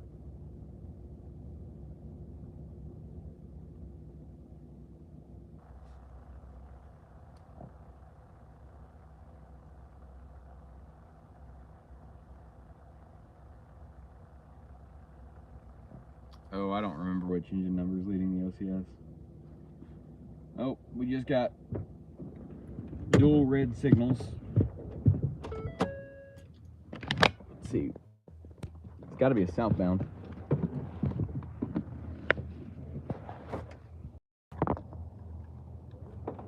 Either that or we got a northbound meet.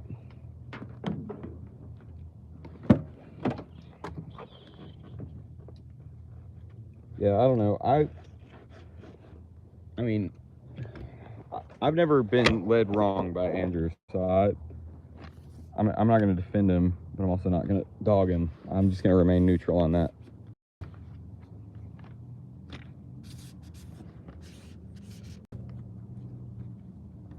I mean, because honestly, railfan drama is so, I don't know, railfan drama is so petty.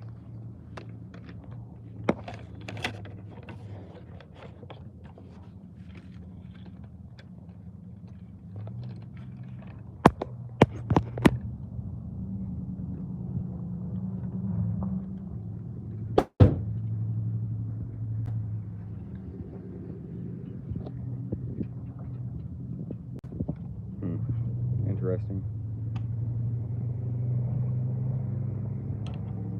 I mean, if he's done something wrong, I'm by no means defending what he did, but I also just generally don't, I don't want to say I don't care, because I mean, if they are doing bad things, and sure, they need to be reprimanded, but I mean, he's never personally treated me wrong. My camera is pointing north right now.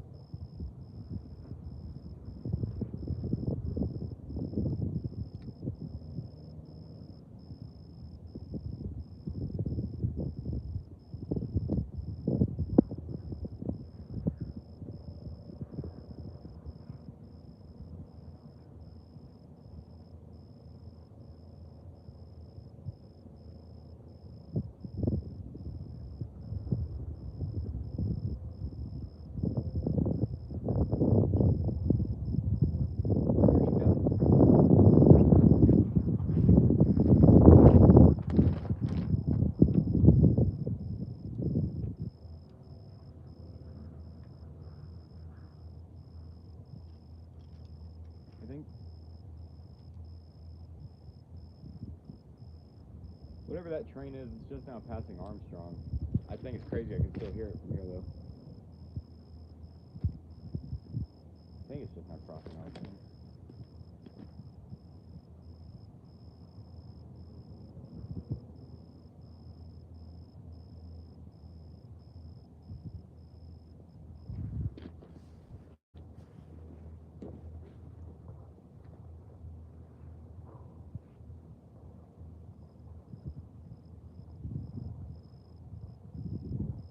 Yeah, I saw 8099.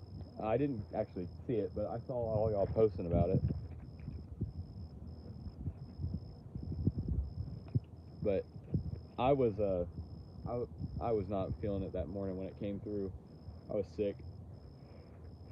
And like I said, rail fanning isn't necessarily my highest priority, especially when I'm sick. I was not feeling it that day. But either way, we have a southbound train. Not too sure what it is, but a southbound train heading down the Choctaw Sub, just past Armstrong, Oklahoma. You can hear it from here. Should be within 5 to 10 minutes. We'll have a southbound. Hopefully it's not something good and catch me by surprise.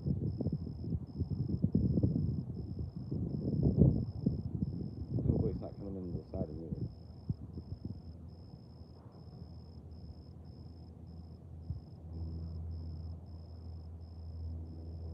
That kind of ruined my camera angle. The PSSA.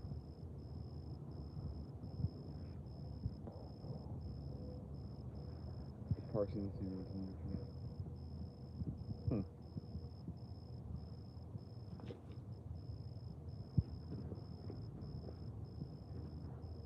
We'll see what it is. It should be down pretty quick.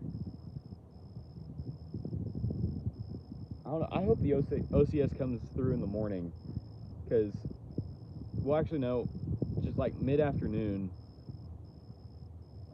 would be okay, because that would help with lighting. Because right now the sun's to the east, and that kind of puts a shadow on the locomotive's nose as it comes through Ray North Lead.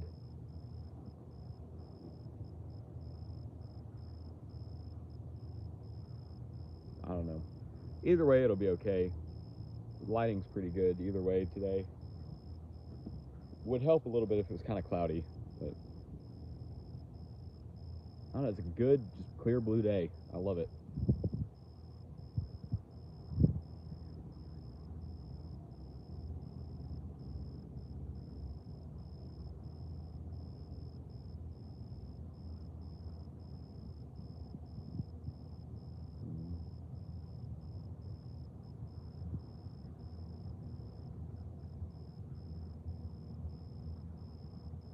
Today's been a good day for rail fanning, honestly.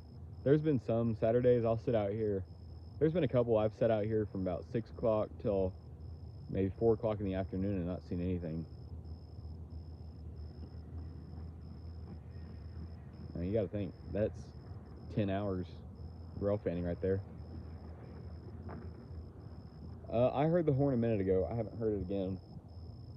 Well, I'd say probably about 2-3 minutes, and it'll be hitting the North Cedar Street crossing, if it has a high ball or approach clear.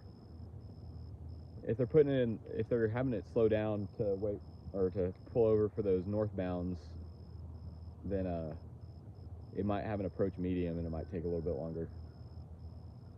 Man, I'm telling you, they had an approach medium the other night up in Armstrong. Oh my Lord, that train was going so slow. It was coming north out of Durant, and it was stopping just shy of the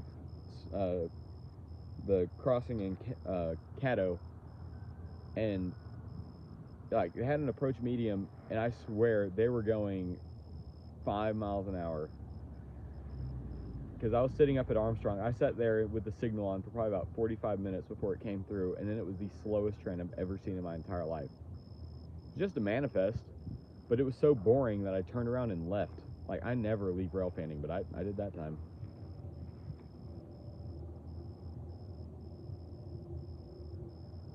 I had someone like backing up past me.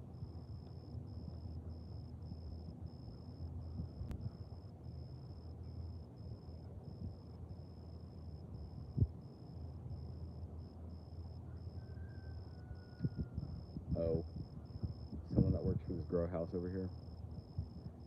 That's the only thing I don't like about this rail fanning spot right here, is that there's a grow house directly to my left. I see it's right there. Man, sometimes they get out on that front porch and test out their product, if you know what I mean. Huh. Talk about secondhand smoke. Good Lord.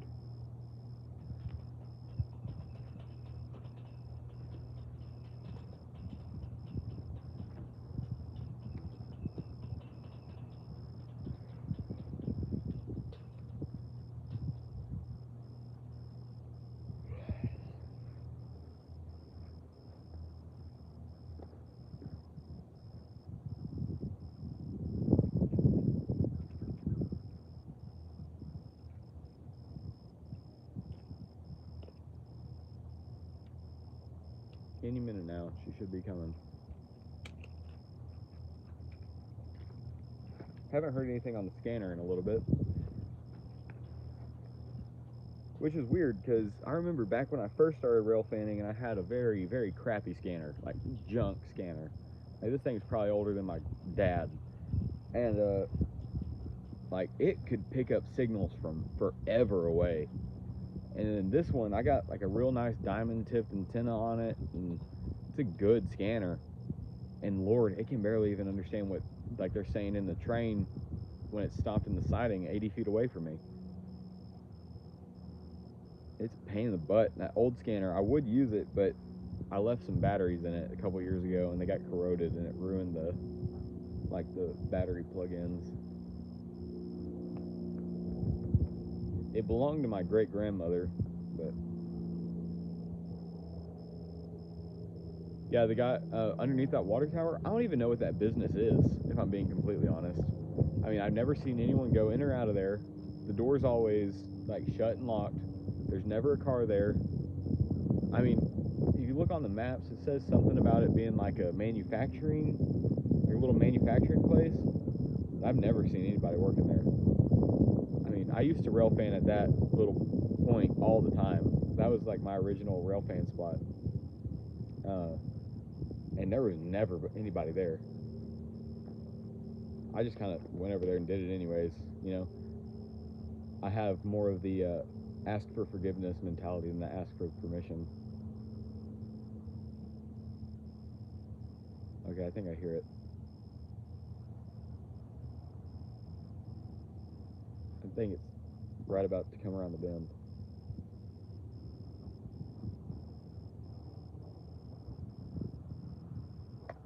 Oh, that's cool, Tino.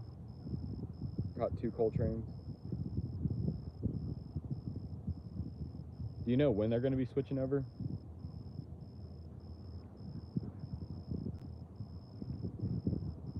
Because right now, the scanner frequency I'm using is 160.515. I think I hear it coming. Yep, there she is.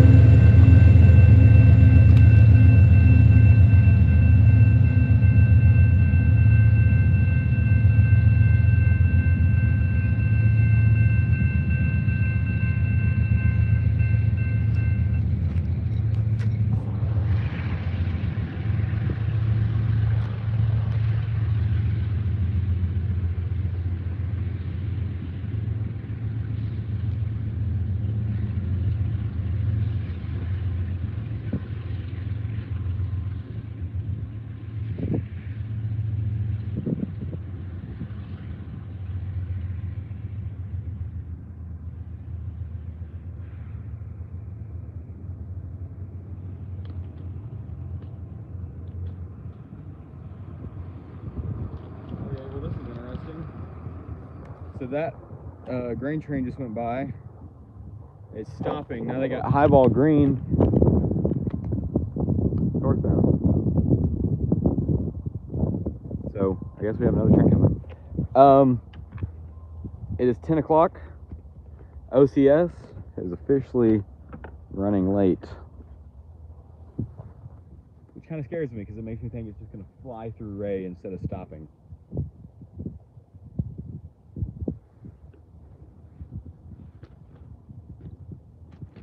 That'll make trail painting interesting.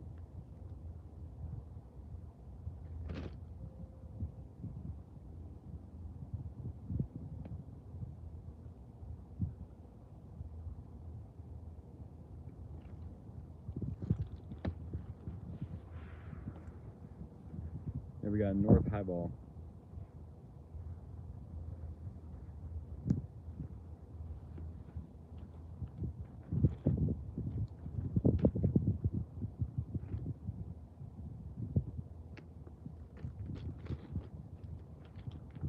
Might as well break out the GoPro again.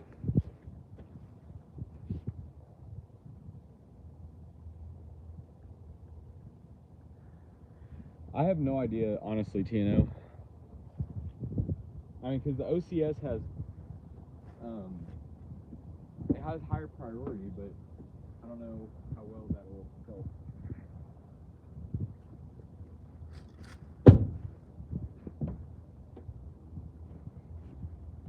I mean, you would think they would try to get that OCS through here as fast as possible. Jack didn't necessarily tell me where it's at, but from what I gathered, I think it's in Stringtown, which is about 45, 50 minutes north of the range.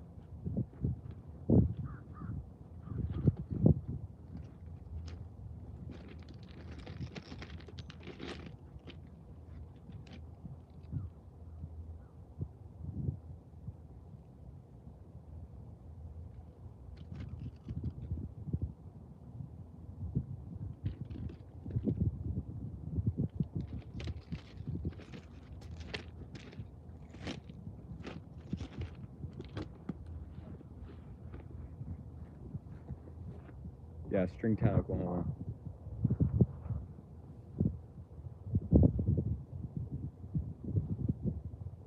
He didn't say how many southbounds were ahead of it, but he said that once the track inspectors clear up, which now that these trains are moving, I figure that they have cleaned up, that the northbounds were going to clear. So he said there was a northbound grain, a northbound petroleum, and a northbound manifest.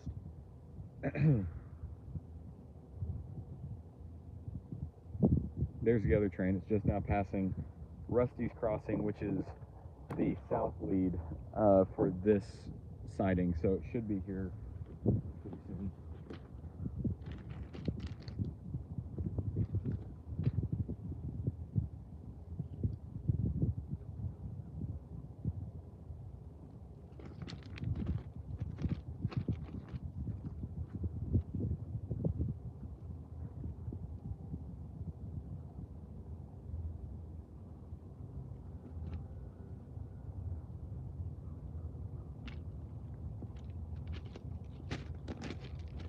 Maybe we'll get some foreign power or something to kind of spice up the day.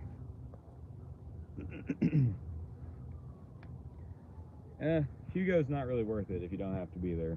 Trust me.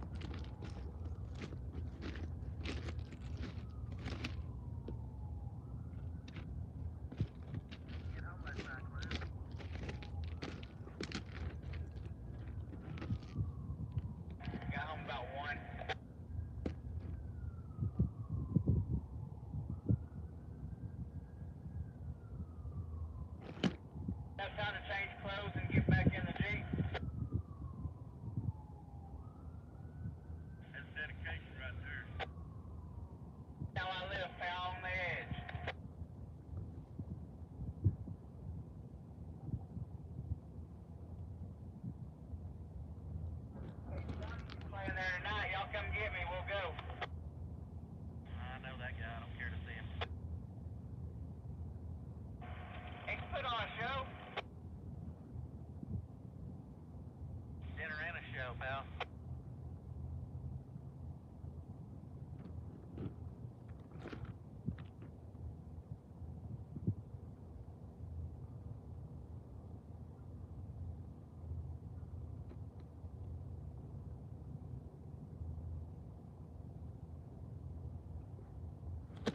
Here she comes.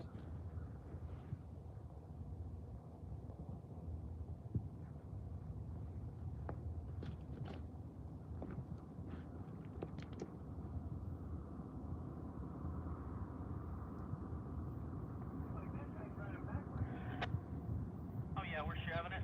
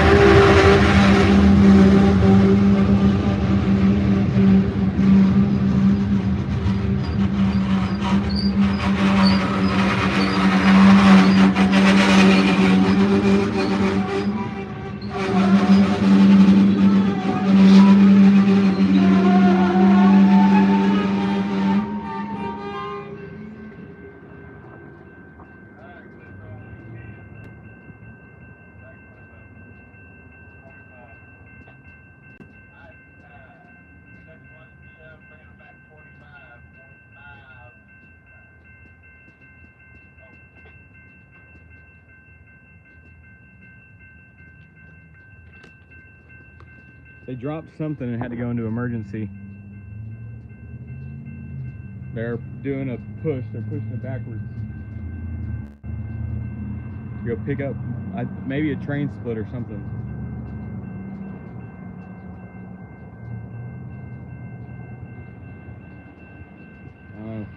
But I don't know if y'all can see it, but my GoPro is under there.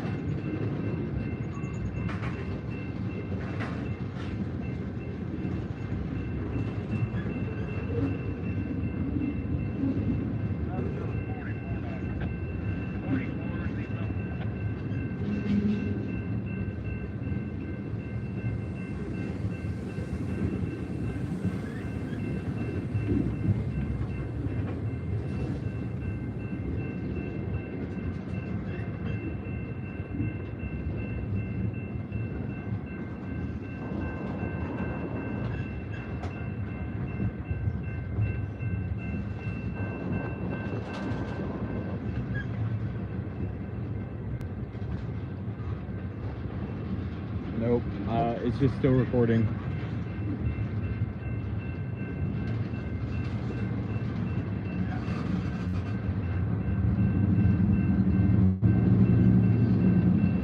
This will be interesting. It'll make for an interesting video on the GoPro side. Train runs over camera, backs up and runs over it again.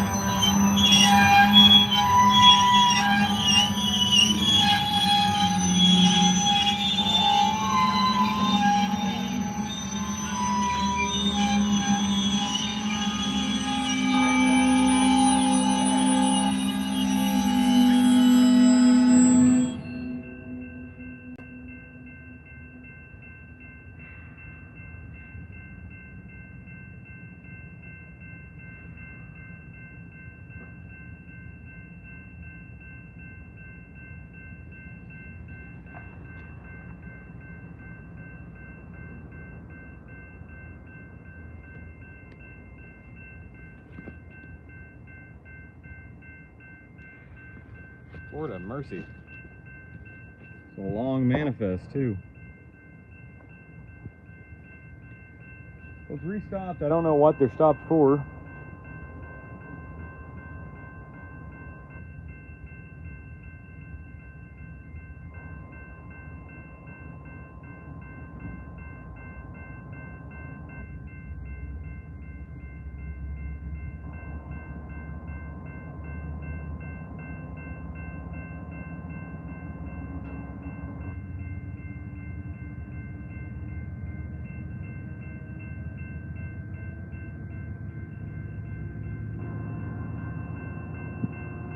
Got her amped up to build air.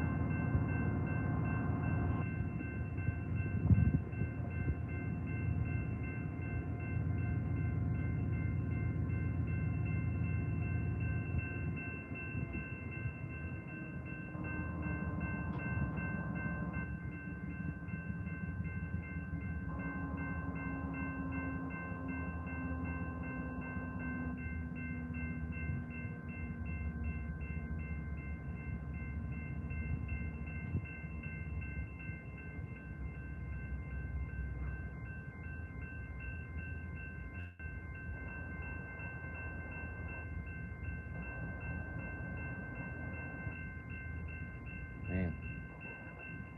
Currently 10:20. We got a southbound chilling in the siding. We got a northbound that pulled up, stopped, and then backed up. Not too sure what he's doing.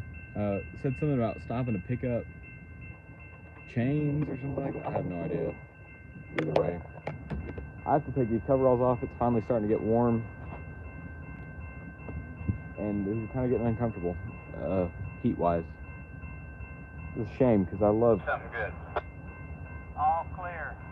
Chains are all back up for now. In the clear, debris has been removed. Y'all are all right. Oh, yeah. Hello, Slater. What's up? Perfect timing. Here we go. Thank you. Appreciate your help.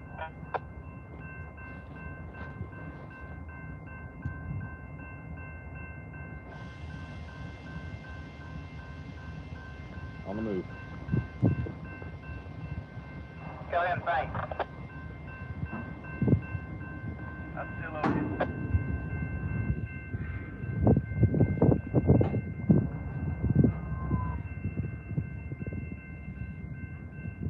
Put you in for a little something from the other side. And you all right?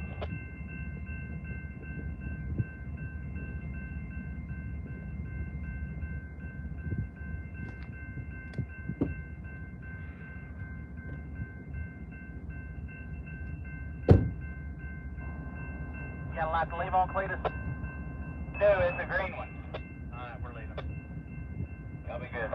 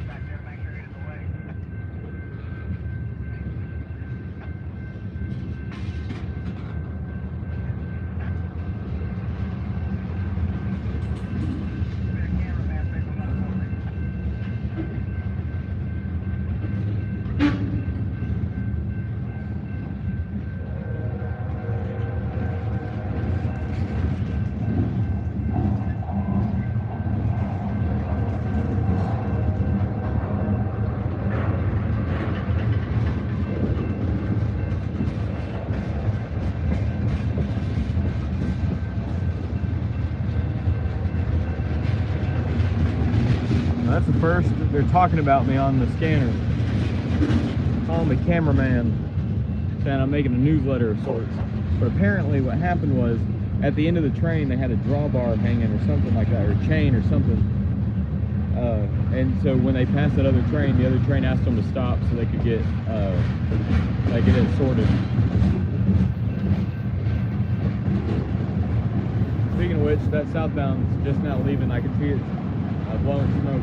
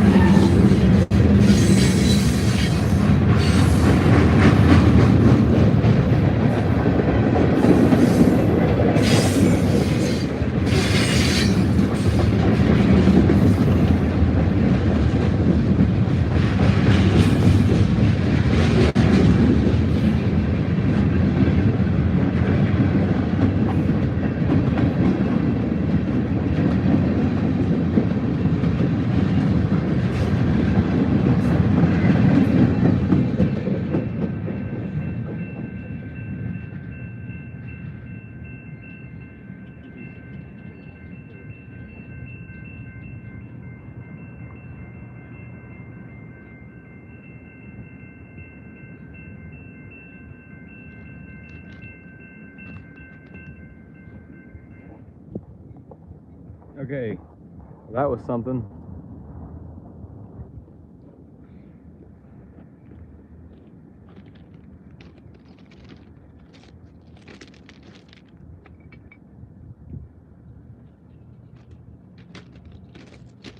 That was a 26-minute long GoPro film.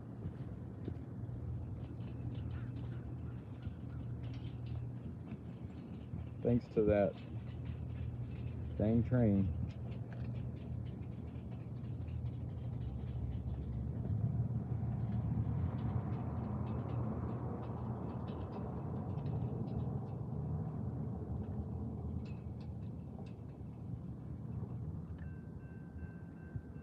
Yep, she's clear.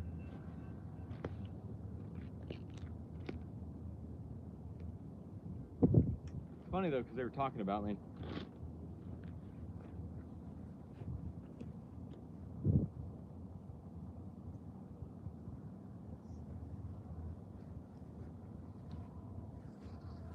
They were assuming I was from the news for some reason, which they always do. Anytime I've ever had any railroader talk about me, they have thought I was a news reporter.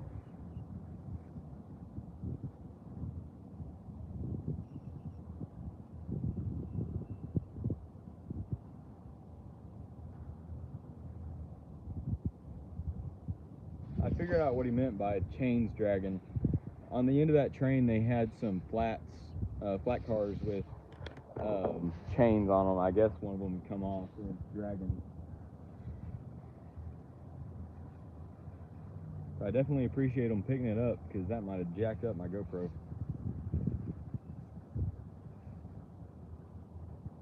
Which did get a good video.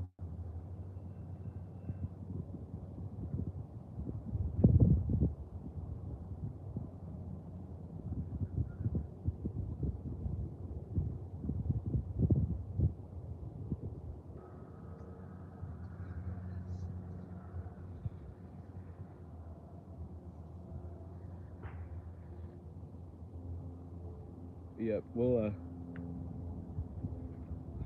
I'll put up my stuff and we'll wait for the next one. Hopefully the OCS, because it's getting old.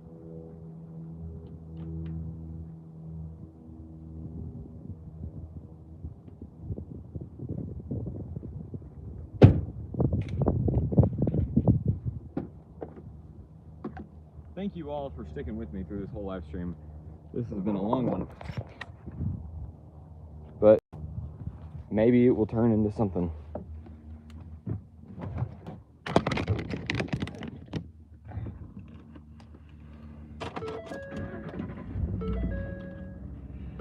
Okay.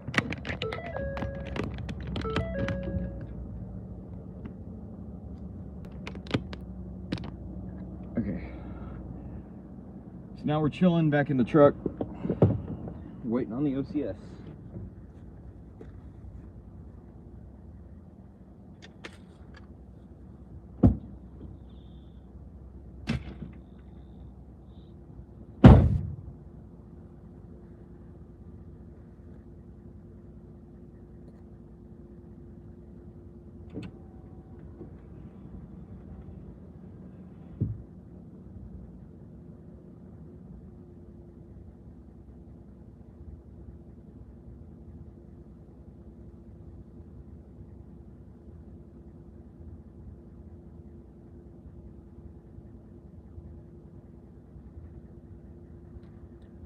Man, thank God I brought some drinks and snacks with me. It's a long morning. Which the block still hasn't cleared out, so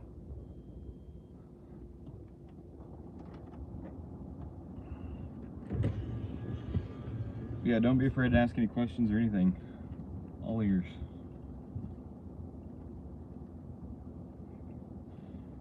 Now that the sun's out, it's warmed up pretty significantly. It's not as comfortable as it was earlier, but it's still not bad. The high today, I believe, is 69 degrees, so it's right at 70. So the only thing that'll get you is the sun. But we have been live streaming for almost 200 minutes. I got out here at 6:30 this morning. It's 10:34, so I got out here. I've been at it for about 4 hours now. As of right now, the OCS is running a minimum of 34 minutes late for Ray. So if it does show up, it'll be going fast. I feel like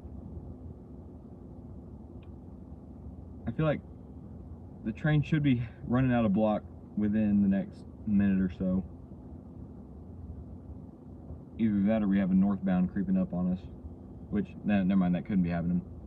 Because for a northbound to be creeping up on us, then we would have had, that train would have already, the southbound would have already had to made it to Colbert. And there we go, we've hit 200 minutes for the live stream. The longest one I've done yet. Well over 3 hours of live streaming. I hope you guys enjoy this, because this might be the last one for a little bit.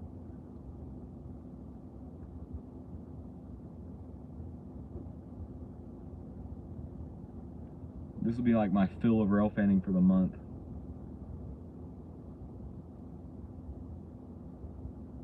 Which, as of right now, we've caught, I think, 1, 2, 3, we've caught 5 trains already. Good day.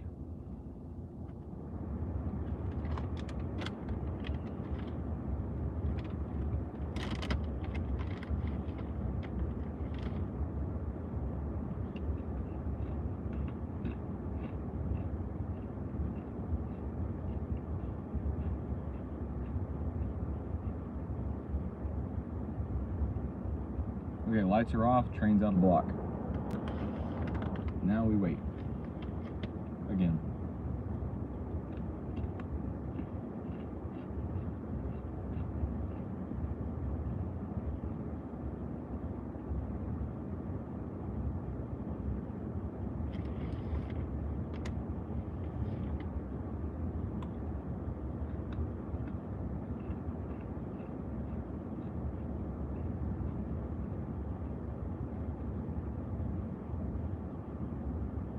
Yep, we've been on live for about roughly over 3 hours.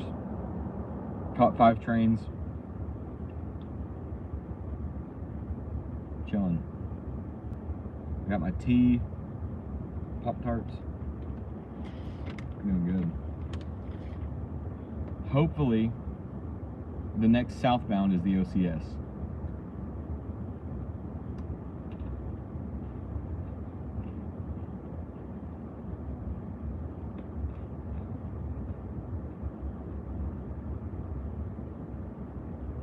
Hopefully, if these signals turn back on, they turn on double red, meaning that we got a southbound. And which, I take that back, we're missing the gravel train from not Stillwater, Stringtown.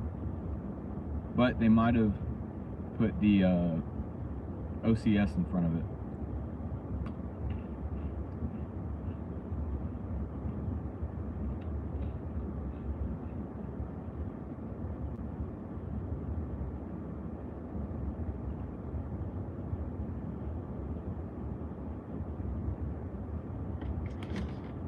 Yeah, glad to see so many people in the live chat. Be sure to ask any questions if you have them, any information if you have it. It's always appreciated.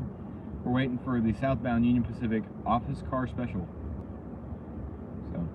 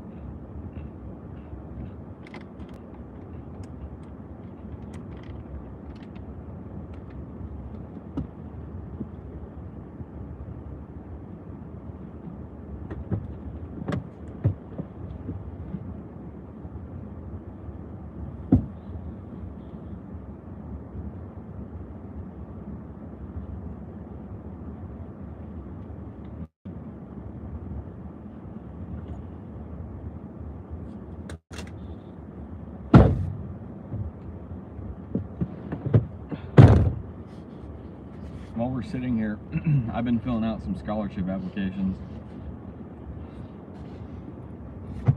College stuff.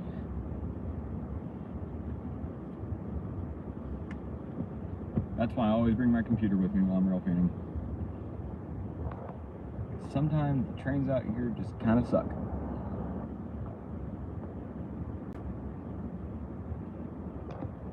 computer's about to die, so hopefully it doesn't.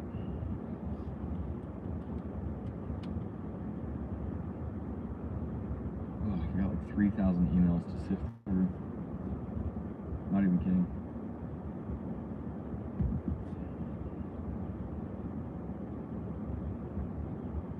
So I got my OSU application done.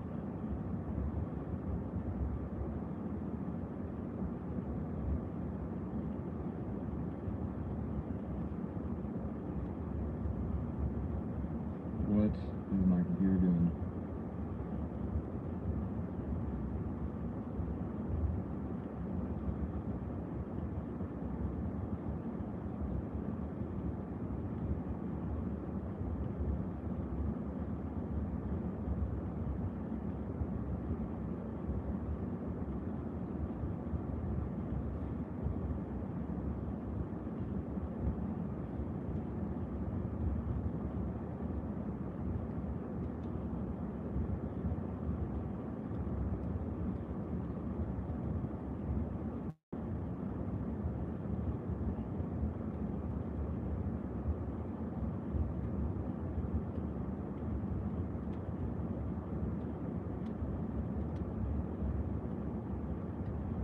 Yeah, if y'all are curious about any of the history around here, you can ask. I know quite a bit of it, not flawlessly, but I kind of know like which railroads built each line, what railroads used to run through here, all that kind of stuff. If y'all have any questions, be sure to ask.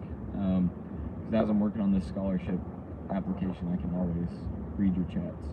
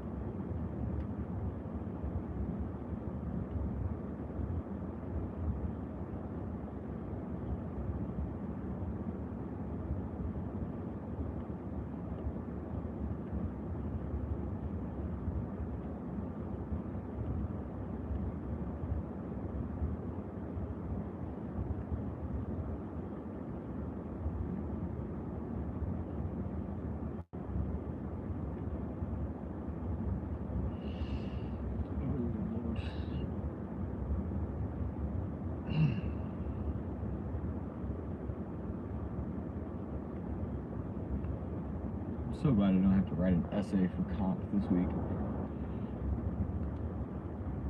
Hopefully this next southbound will be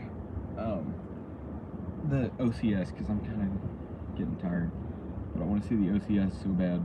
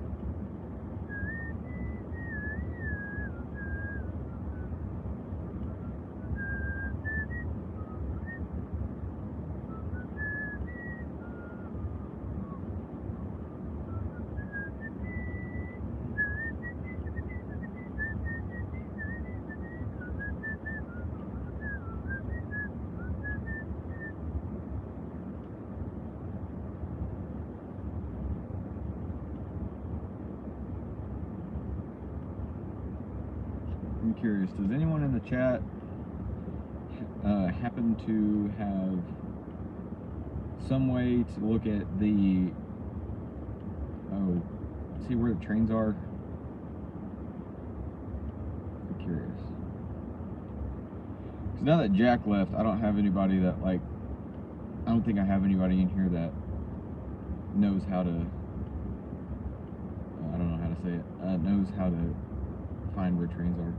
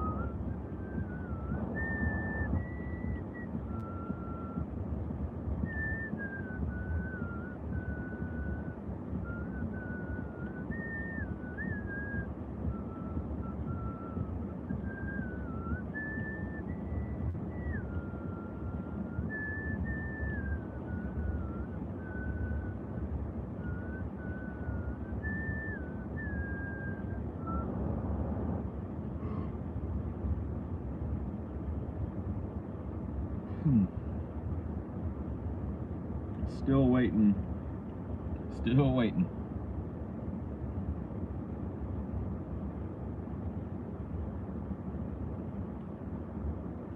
The northbound got out of here about 30 minutes ago. Well, maybe not 30 minutes ago, but it felt like 30. Well, no, yeah, about 30 minutes ago. Oh, we got double reds. Please be the OCS. Please be the OCS. I'm getting tired of waiting. You know earlier how I said RAILFANNIng helps you build patience? I lied. It just makes it worse, actually. Because right now, I got zero patience. I'm just ready to see a passenger train, man. Last time I saw a passenger train, it was a Tex rail train out of the window of a moving car.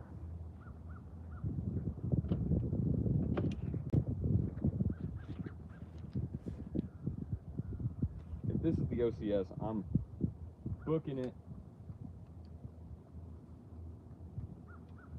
Also, mind you, you guys, when the OCS comes through, I will be turning off the live stream, so I'm not trying to do the live stream and chase at the same time. It's just doesn't sound like a good idea. It probably isn't. So you guys will just have to watch the full video when it comes out. Hopefully, that'll be the next video. Because I'm still working on the Cumbres and Toltec video. And I've got, like, enough rail fanning clips. I can make another rail fanning video if that's something y'all want to see. Which I know that's not, like, my type of content, usually. I don't necessarily want it to be my content, but that's how it always pans out.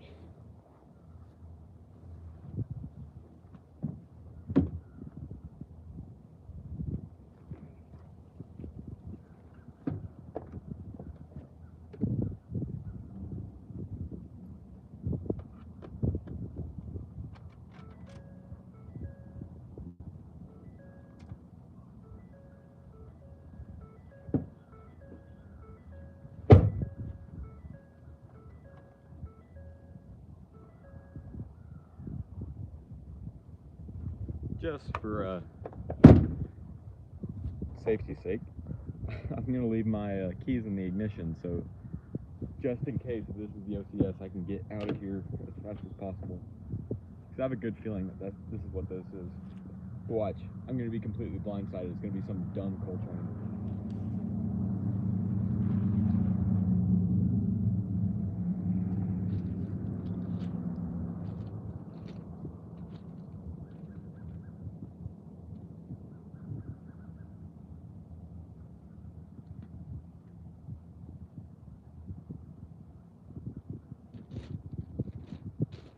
I'm not even going to put the GoPro up. I've got some GoPro clips.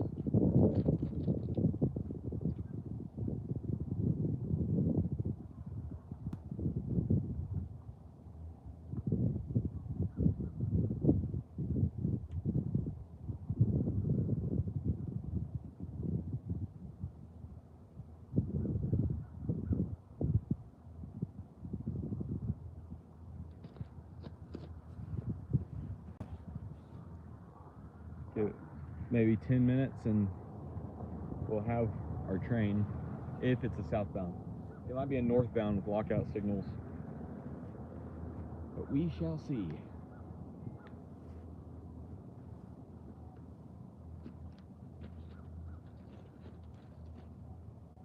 Might not be able to hear it when it crosses Armstrong anymore. It's a little late in the day for that.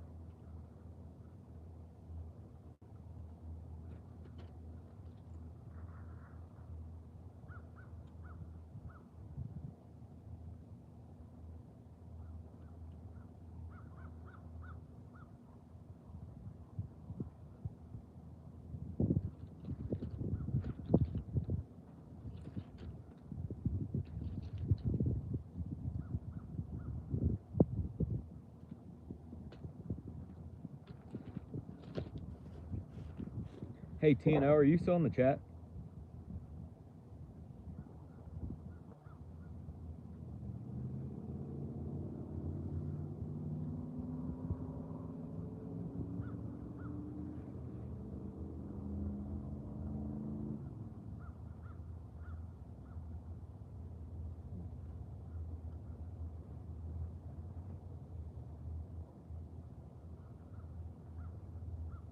If any of you in the chat want to go check something for me, I would greatly appreciate it. If you could go to my Instagram story, which is at Red River Railfan, so same thing as my YouTube channel. Go to my Instagram, look at the story, and tell me what the lead locomotive number is for the OCS.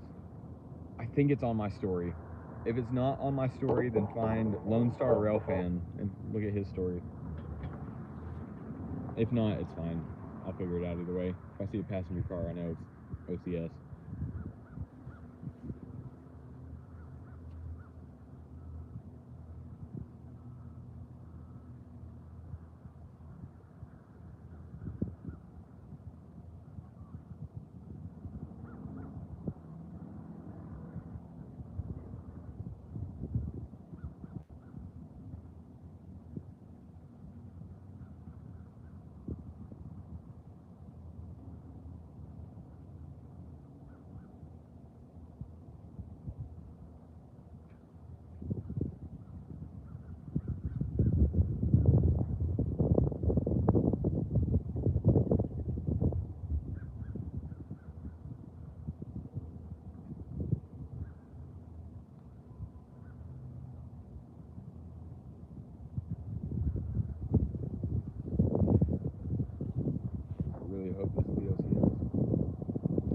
Could you go look at Lone Star Railfan? It's Lone_Star_Railfan.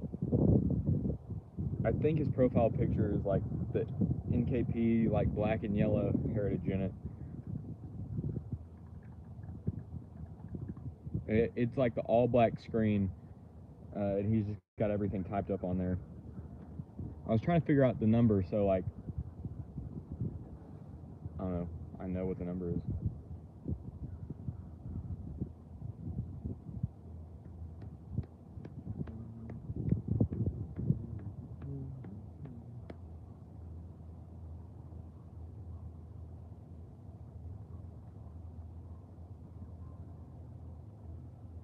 It's 11 o'clock.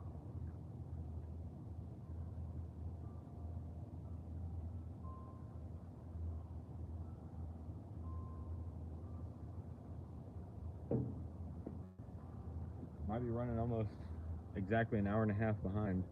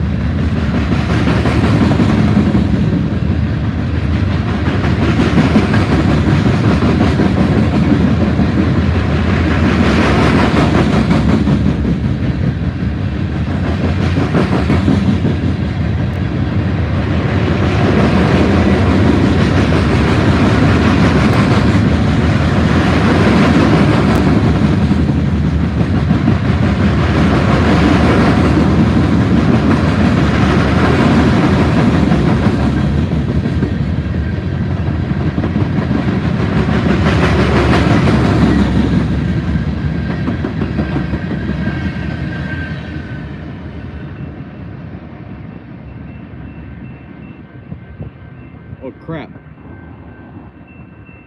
That was not.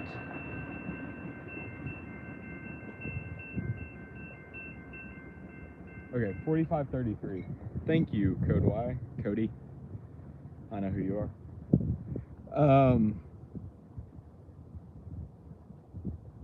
Crap. Well, maybe that means that the OCS is the next train, and that it's like following right behind it. hope so. Gah, that's dumb. Which he did say the gravel train was the only train in front of it. So maybe, if they hold off on those northbounds, they'll let the OCS through.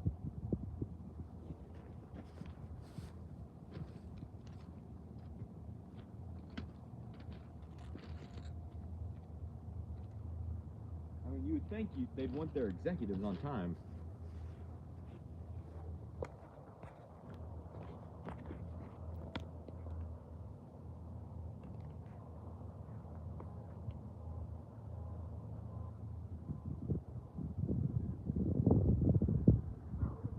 If I'm not mistaken, I think I might have just heard a train horn in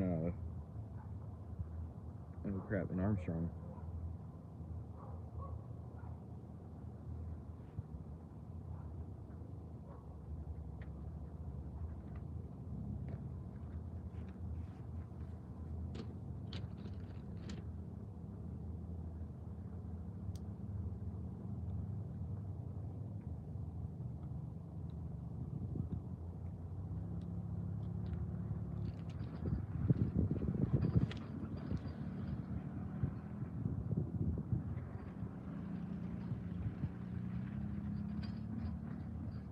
This is the biggest thing I don't like about waiting, like rail fanning like this.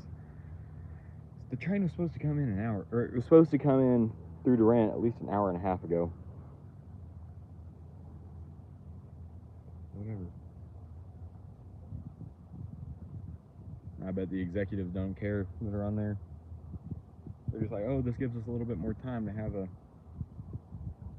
like another meal on board the train or something. They're just living their best lives. Watching foamers like me, speed past. I wonder if anyone's caught it this morning.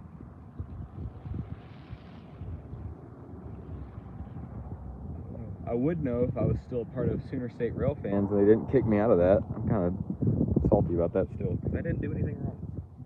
I just posted a picture of a northbound manifest. Whatever.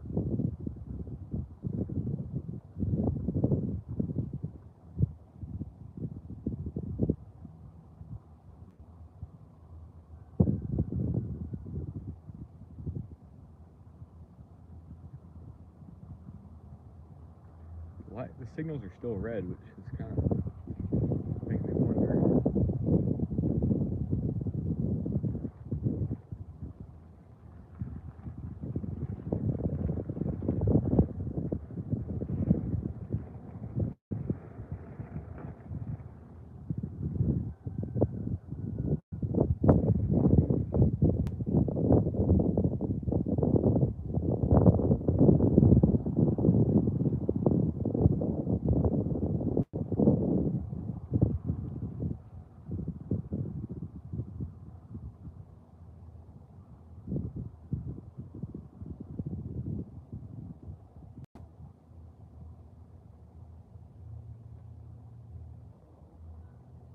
Come on.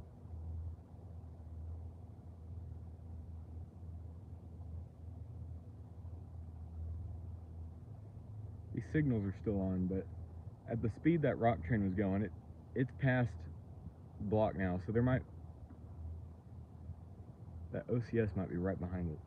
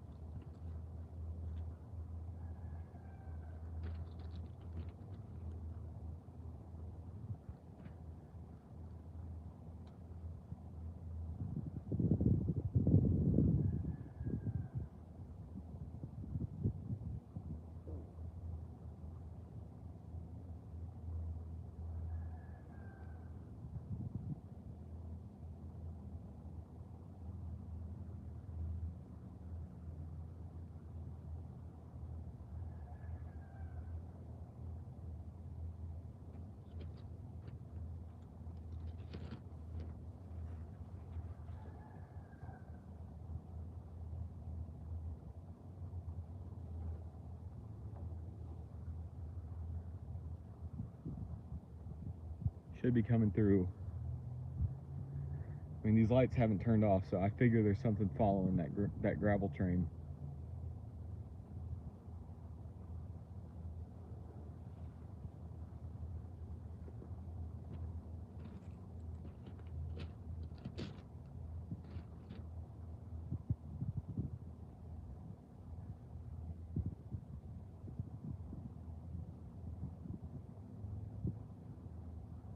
Never mind. Just lost the lights. Oh, crap. Must have had to slow down once it got out of the siding in Calera. I guess we wait yet again.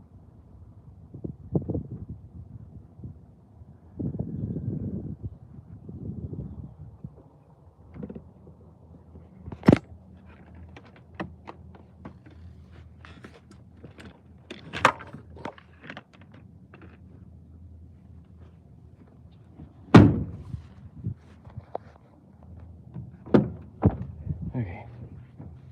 Now we just sit and wait.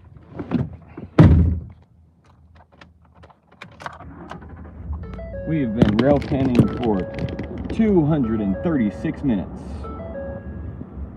Ask me if I'm getting tired yet.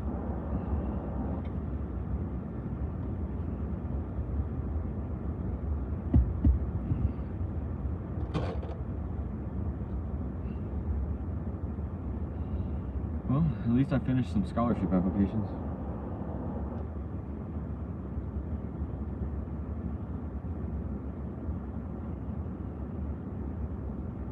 Really thankful I went and fed my steer this morning too.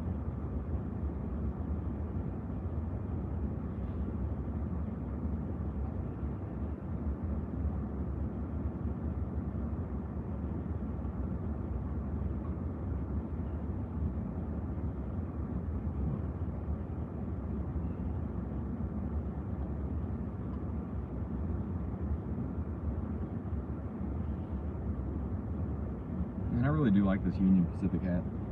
It's nice. It fits well. Speaking of railroad themed hat, go check out my merchandise. It's cheap, decently cheap for most, compared to most rail fanning accessories, and it's comfortable. Like all the stuff that I bought, I thoroughly enjoy. I think you'll enjoy it too. Everything's real high quality. Links are down in the description, and I also have tagged some products on this live stream. So, for example,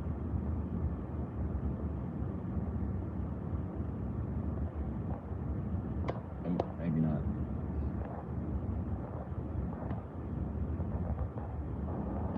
Never mind. I was gonna try to like tag them on the stream, but for some reason it wasn't letting me do it.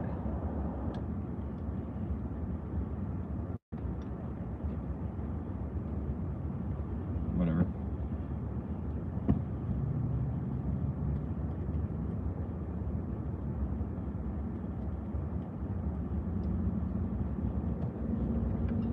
I bet some of these people that are driving by are like, he's still here?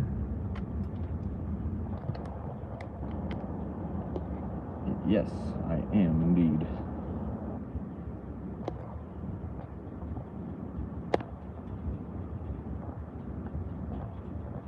Okay. I'm gonna go on YouTube Studio on my computer and see if I can kind of get some stuff fixed on this live.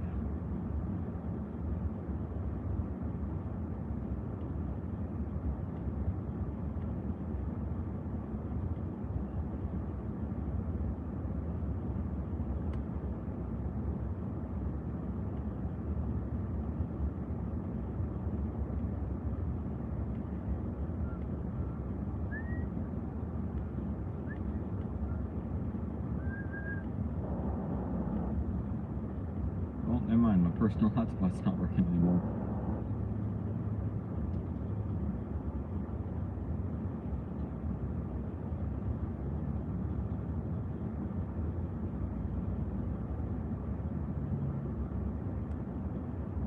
So that's the only thing that sucks about mobile live stream is that you can't use your phone.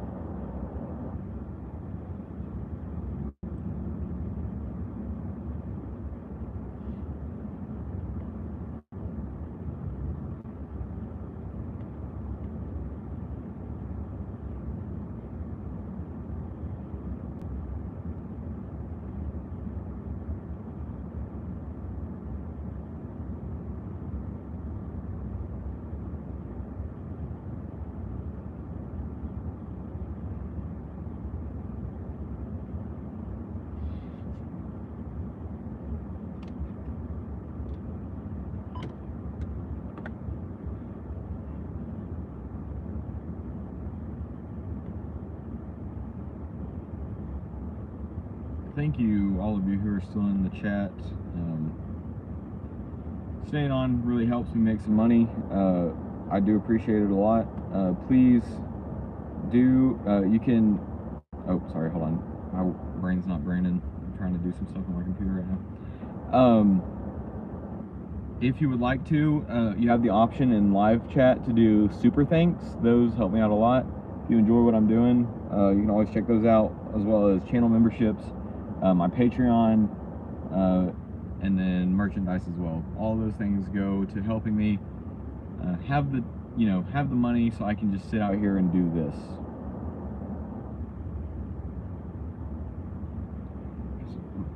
Really, I do understand I could probably be doing better things with my time, but this is fun-ish.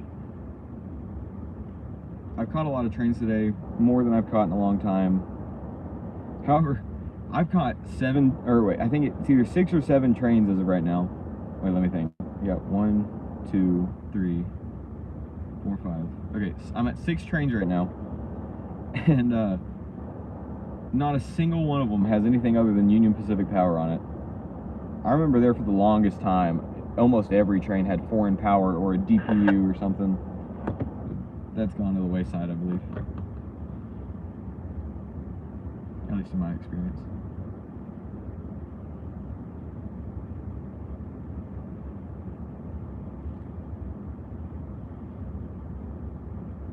Man, you know, I might need to get a job for Virtual Railfan where they go out and they observe and see how many trains come through in a day before they put out a camera.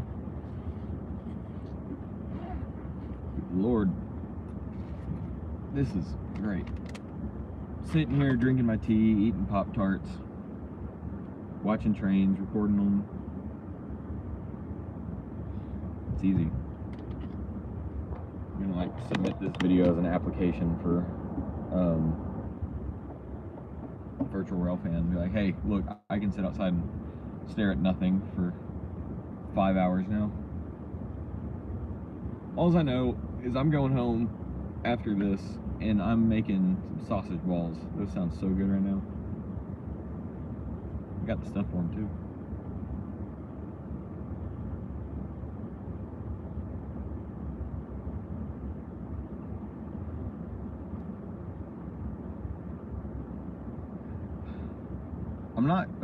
I'm not regretting that I got up at 6:30, but I'm kind of questioning why I did it. It's not full on regret yet. That probably won't hit till 2 or 3 in the afternoon. I don't know. I kind of want to blow my train horn. Yeah, I got a train horn on my truck, if y'all don't know. It's so loud.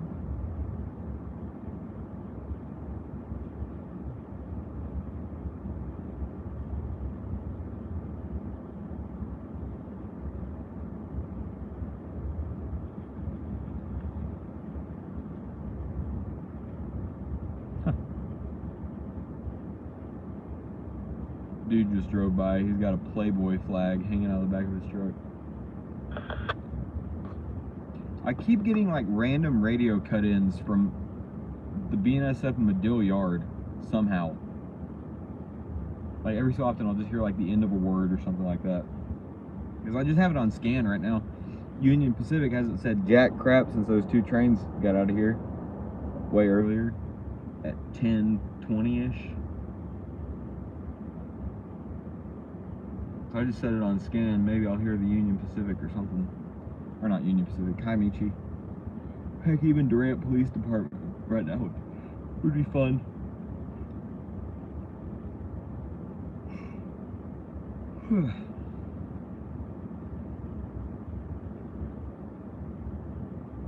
Man, I love this hoodie weather. I finally got to bring out one of my thicker hoodies. This one I got from Ariat at Dinard's last year. Man, this thing's comfortable. I would turn the camera around to face me, but I look like a bum right now. Sitting here drinking tea and chomping on pretzels, and not a good look, not a good look. just consider my live stream like a virtual rail fan type deal. You're just watching the tracks do nothing while you wait for a train. Some random dudes talking in the background.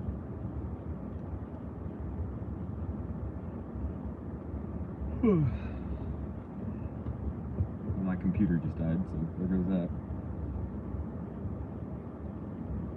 That's one thing I don't like about this truck, is that like a lot of modern vehicles now, they have the 12-volt 3-prong plug.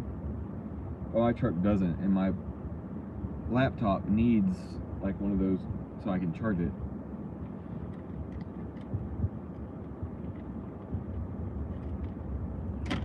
Also, I kind of take back what I said about the lighting earlier. I mean, this is getting good, like straight on for a southbound. It'd be right on the nose of the locomotive. That's saying if the train comes through within the next 50 minutes. Because then by then I'm gonna have to move to the other side of the tracks, so it's not backlit.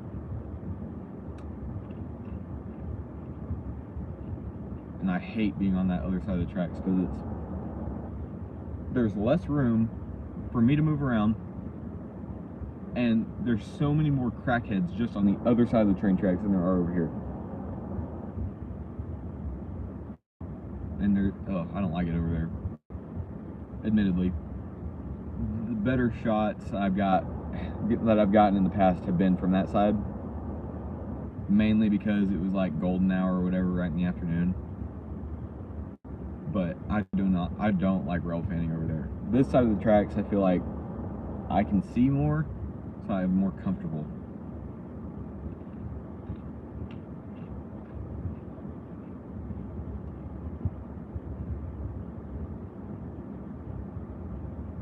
Like once you get to the afternoon, man, your shots get pretty limited. Which, if the OCS comes between now and probably about 12:20, the lighting won't be too bad down in Denison, because my worry was that when we got down to Denison, the train would be backlit, because once it heads into Ray, it turns to go into the yard, and the yard faces east and west. So like the sun would be behind the train as it came into the yard. But now that it's taking a little bit longer, and the sun will be on the other side, so that makes my shots a little bit more manageable. Maybe you can actually see some more detail on the train.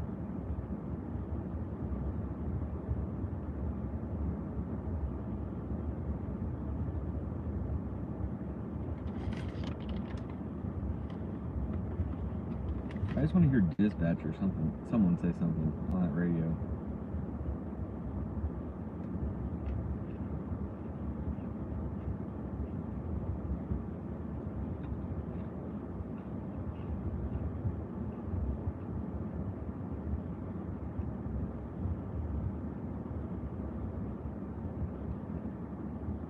Well, we've almost been live streaming for 250 minutes.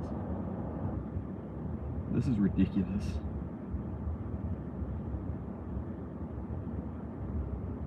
Longest live stream ever, guys. I'll just say this is my 2,100 subscriber special. Which, by the way, I posted that on my not channel memberships, my channel page. And I don't know if anyone saw it yet, but we've hit 2,100 subscribers. So we're doing good. Yep, 2102.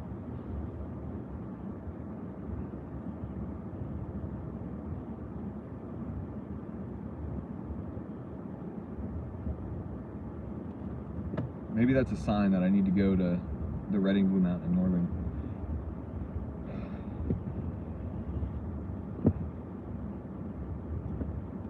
Which, I think if I ever go to RBMNN, I would want to go after they get 4 1/4 restored.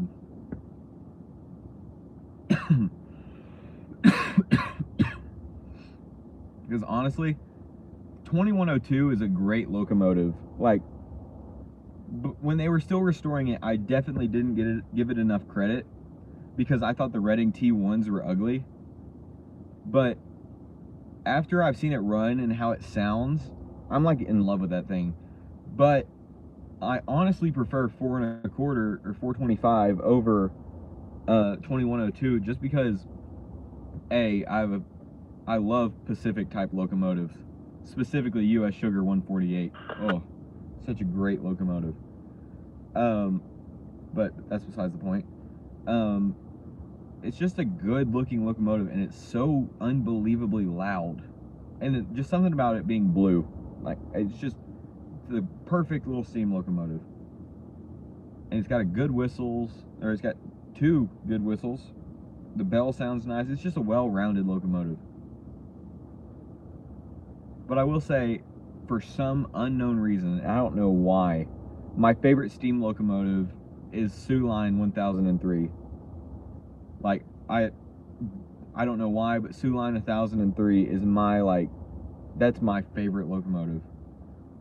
That and the Milwaukee Road 261 is really good. I've also got a soft spot for U.S. Sugar 148. The Great Smoky Mountain Railroad, it's a good railroad, don't get me wrong. I love what they're doing up there. And if I had the chance and I was in the area, 100% I would go there.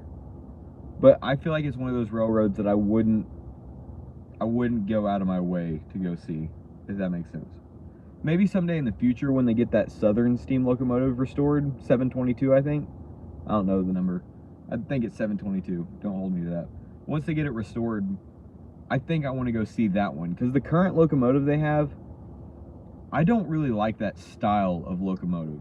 It's something about it, just I don't really like the way it looks. Same way with like the Cass and Durbin, like Shays and geared locomotives. I don't really like the way those locomotives look or sound. So I wouldn't necessarily go out of my way to go see them, for being honest.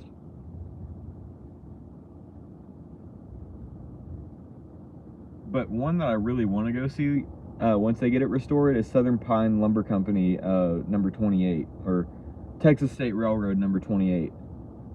I love that locomotive. It looks so good. Same with Texas State Railroad 30 is a good looking locomotive too. The Vanderbilt tender suits her so well. I just think the Texas State Railroad in general is just a good railroad. And I can't wait until they restore the ATSF steam locomotive, the big one. I forget what I know it used to be Texas State Railroad 500. I think it's ATSF 1619 or 1319, something like that. It's a great looking locomotive. And I've always kind of had mixed feelings about the Abilene and Smoky Valley Railway up in Abilene, Kansas. But honestly, after they did that photo charter a couple weeks ago, I kind of changed my mind a little bit. Because, the AS&V doesn't necessarily take the best care of their steam locomotive. Like, that's a given. I mean, seriously, you look at that steam locomotive and you're kind of like, ugh. I mean, when you watch it operate, they let its wheels slip real bad, and they improperly fire it. It's nasty, just doesn't look good. But when they did that photo charter, after they repainted those coaches, I don't know, it looked a lot better. Because I think prior to the photo charter, when the steam locomotive was still gross and like didn't look good, and the passenger cars fit it, like being just as, if not more ugly than it, I was just kind of like, this is bad. But now that they got it cleaned up and they're starting to do a bunch of track work, I don't know, they're kind of shifting in my opinion. But for the longest time, I was just expecting it to be another Gettysburg Railroad situation. I mean, that thing just looked bad. I know I catch a lot of heat for that, because, oh, they're trying their best, they're doing what they can. Yeah, but if they're doing what they can and it's that bad, and it looks like it's going to put people in danger, they need to stop. Like, I'm all for a restoration, or like trying to get somewhere with a steam locomotive. But once it gets to the point where it looks dangerous and people are starting to call it into question, you clean up your act and you make it look nicer. Like, you could have, I mean, I know they don't have very many volunteers or very much money, but I feel like they could at least allocate some volunteers to clean it, or to go to steam school or something and learn how to properly drive a steam locomotive. I don't know. It looked like it was going to become another Gettysburg Railroad situation where it just blows up.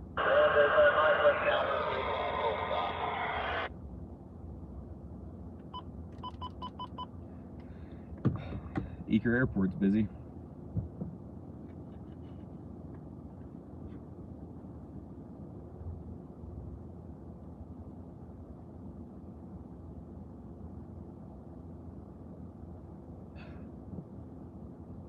This is killing me.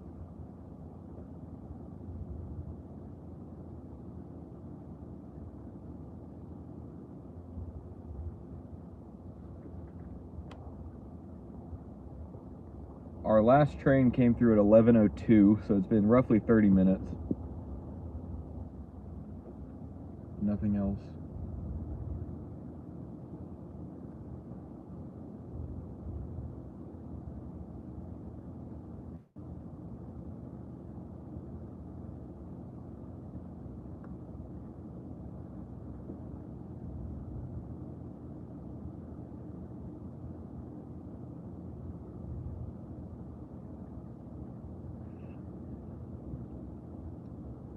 I really hope this train chase isn't underwhelming.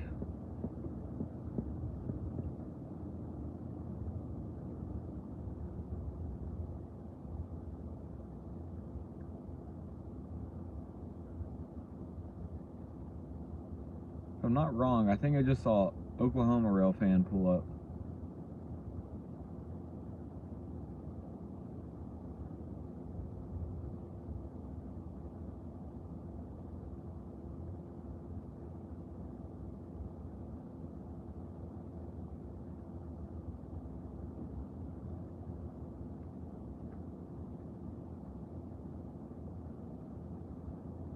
Maybe it's getting close. I know he's got some connections. I just saw a car pull up by the train tracks up there and stop and get out. I've never met Oklahoma Railfan, but I'm like 95% sure I've seen him down here, and that was the same car. He Railfans in Medill all the time, but when it's something good's coming down UP, he comes to Durant.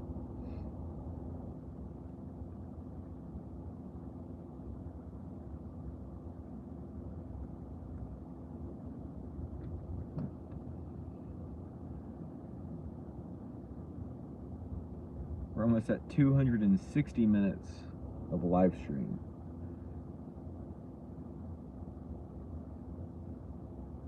This is insane.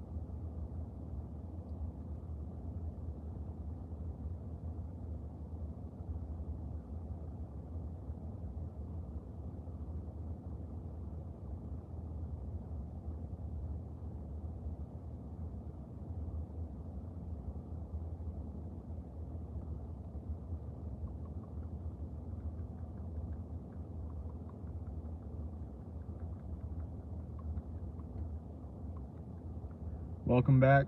We've had one gravel train head south, and I thought that the OCS was going to be right behind it, but turns out it wasn't.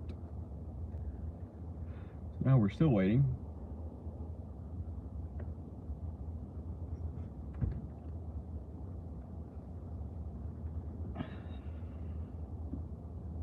Hopefully this isn't one of those things where it's like, oh, it was coming through at 10 a.m., but it came through at 1 in the morning the next day.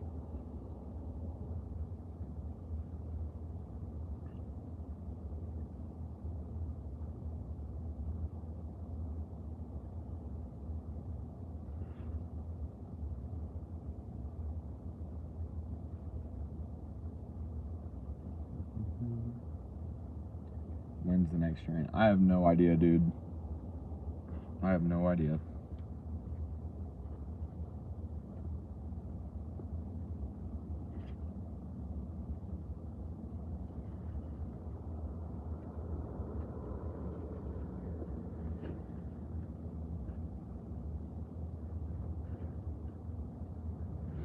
I mean, because right now, I know that down south is still a grain train and a petroleum train somewhere. But also up north is the OCS. But I don't know if there's anything in between the northbounds and the OCS. I was hoping maybe Jack's Railfan Network would join back in and he could help us out. That or someone else who knows how to figure out where these things are.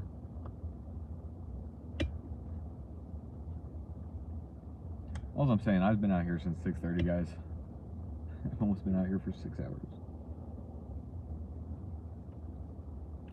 Actually, I've been here for 5 hours now.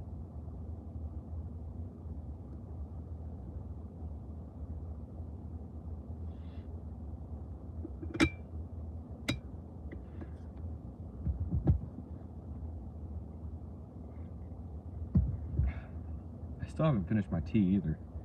And it's still hot.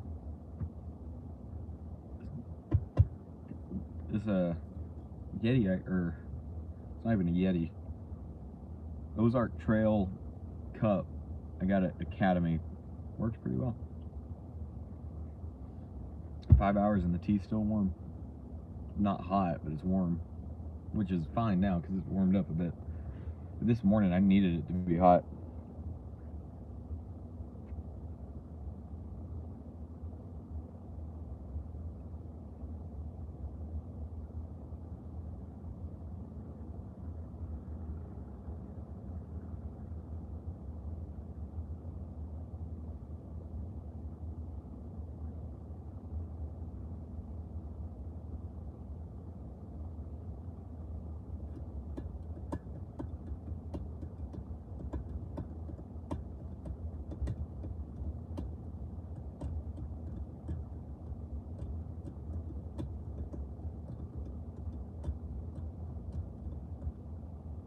Yep.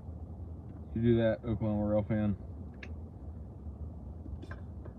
If you come back and the live stream's not on, that means I caught the OCS and I'm chasing it.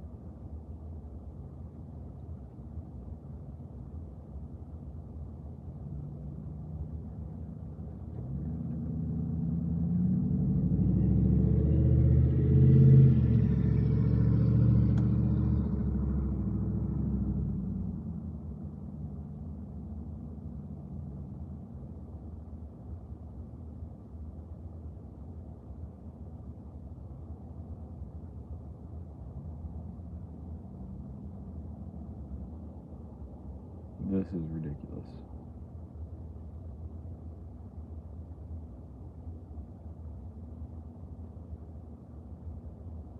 My truck's saying it's only 54 degrees outside right now.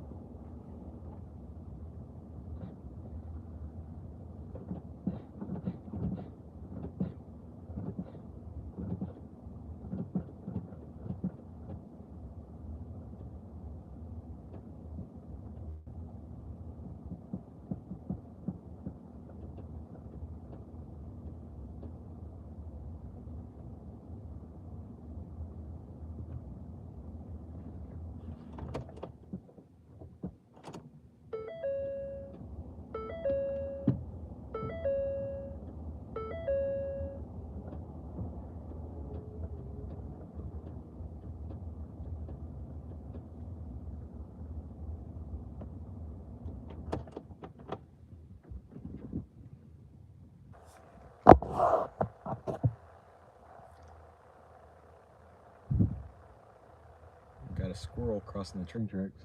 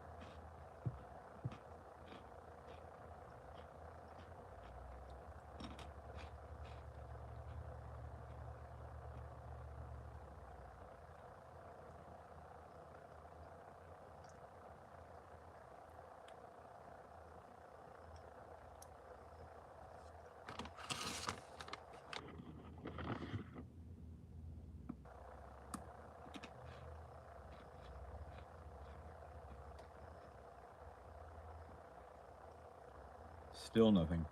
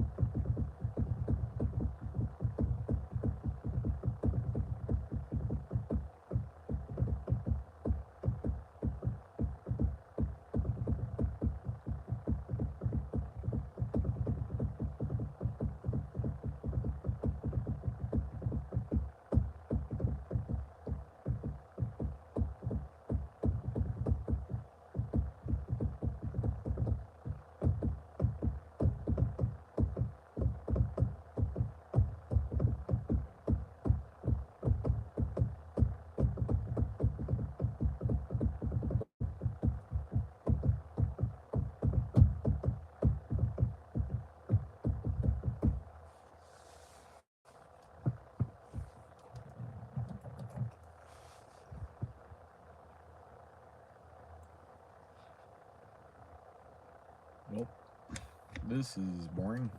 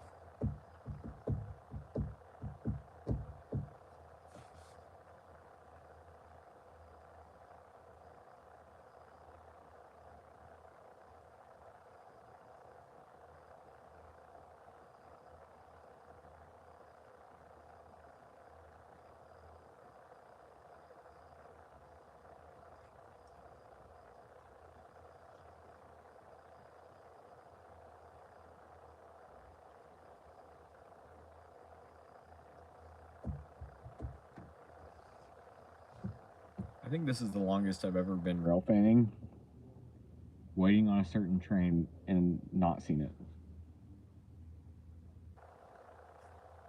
Because right now it's running a solid 2 hours behind.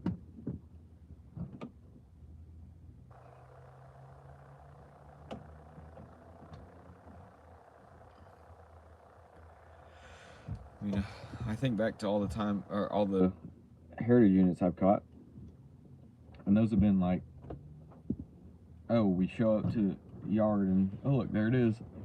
Let's just wait on it, and then it takes maybe 30 minutes.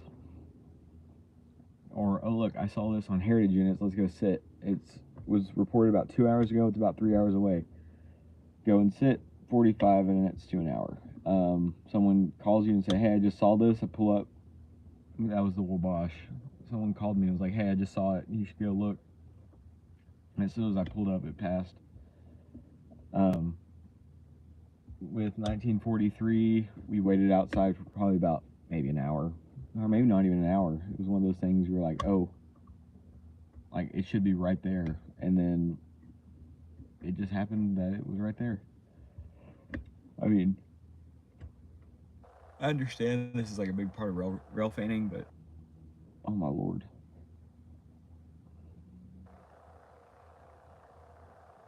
Like the feeling I have right now is comparable to the one that I had when we were waiting for Big Boy in Whitesboro. After it broke down, or not really, it didn't break down. We were waiting in like Collinsville or something like that, but we were south of Whitesboro, and the Big Boy got stopped in Whitesboro, and then it like ended up running out of fuel or something. I don't know, but that's kind of how I feel right now. Just like the sense of like, come on, it's just impatience. Actually, I'm feeling impatient.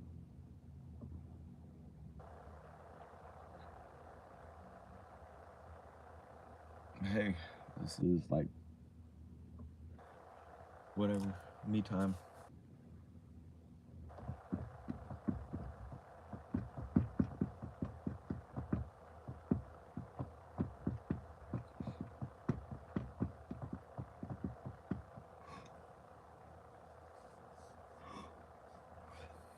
You know, I swear if the lights turn on like for southbound and it's not the dang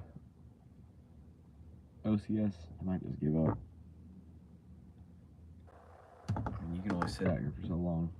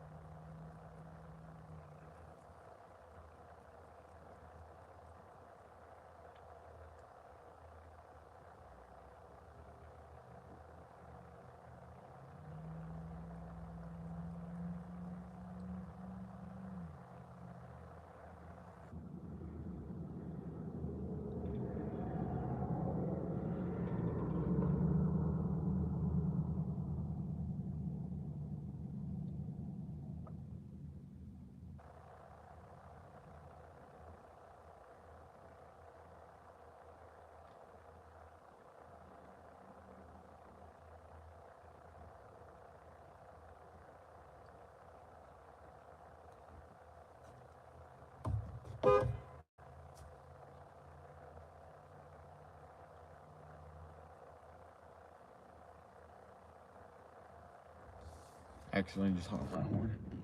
Whoops. Bumped it.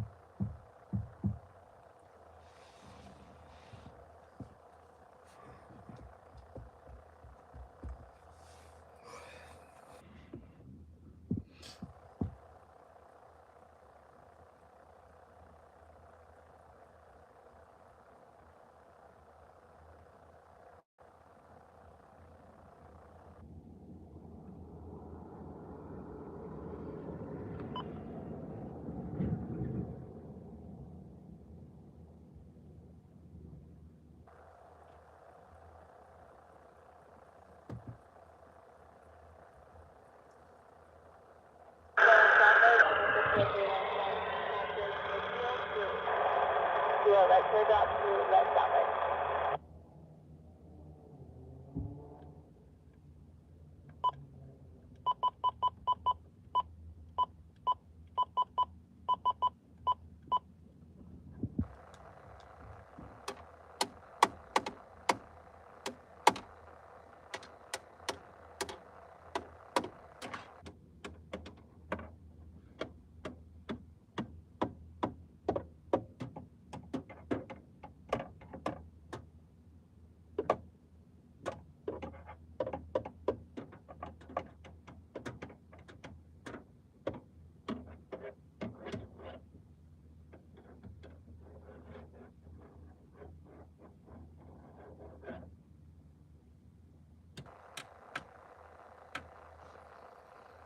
Oh, this is dumb.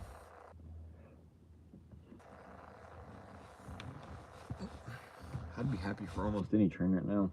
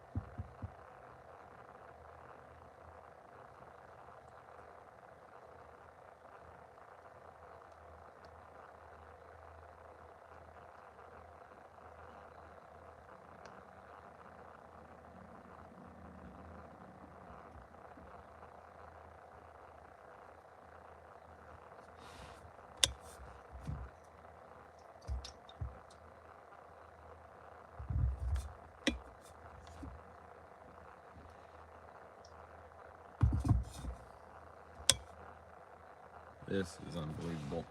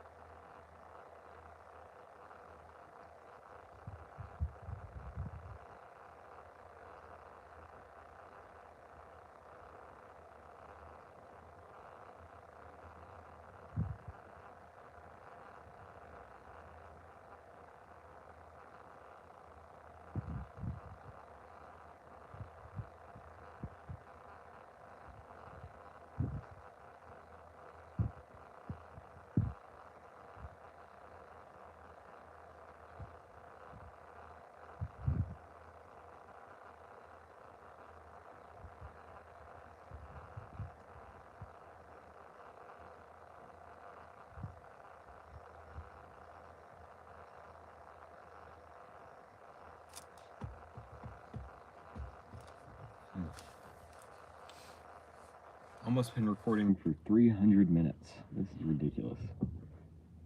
Ridiculous.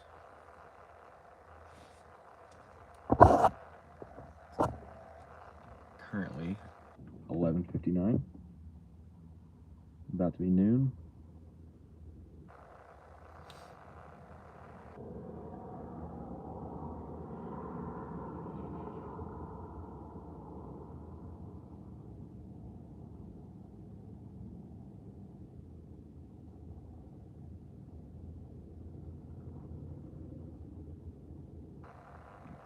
And there go the clock bells.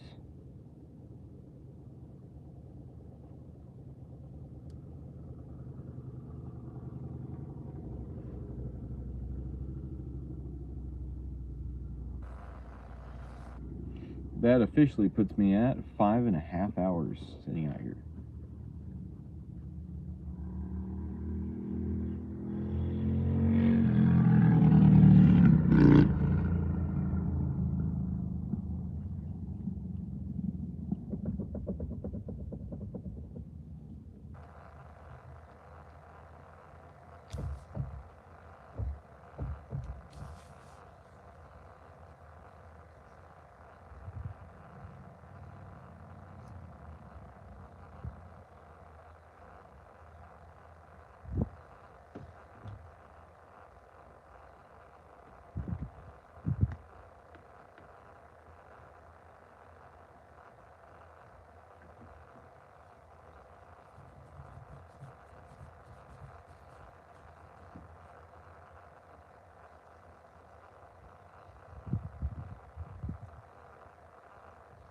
There go First Baptist bells.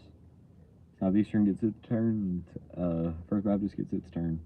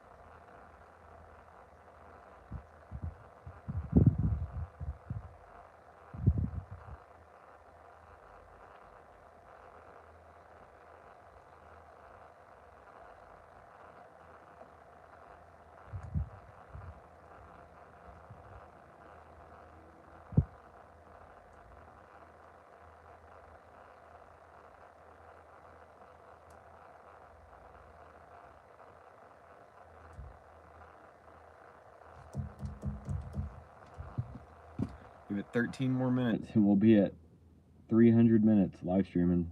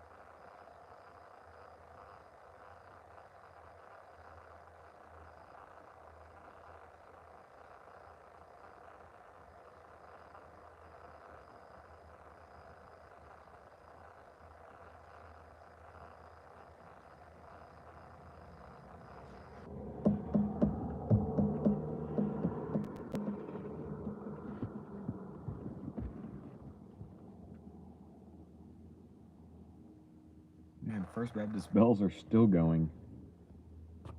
They've been going for 3 minutes.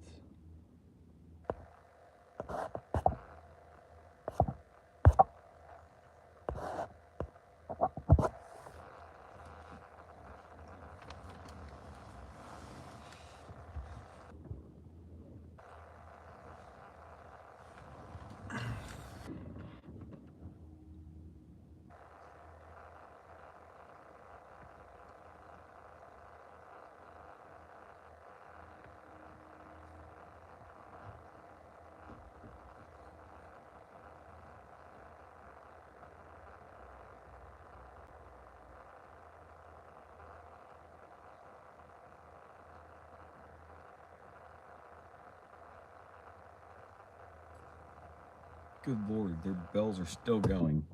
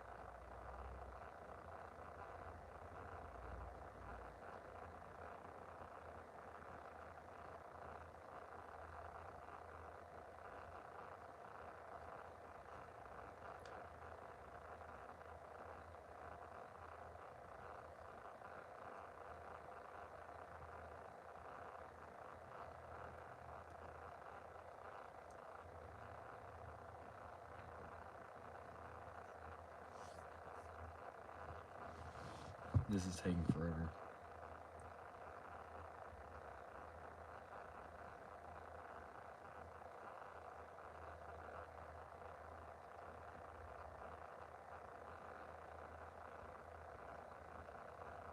I need someone who knows what's going on to join the chat so I can decide what I want to do.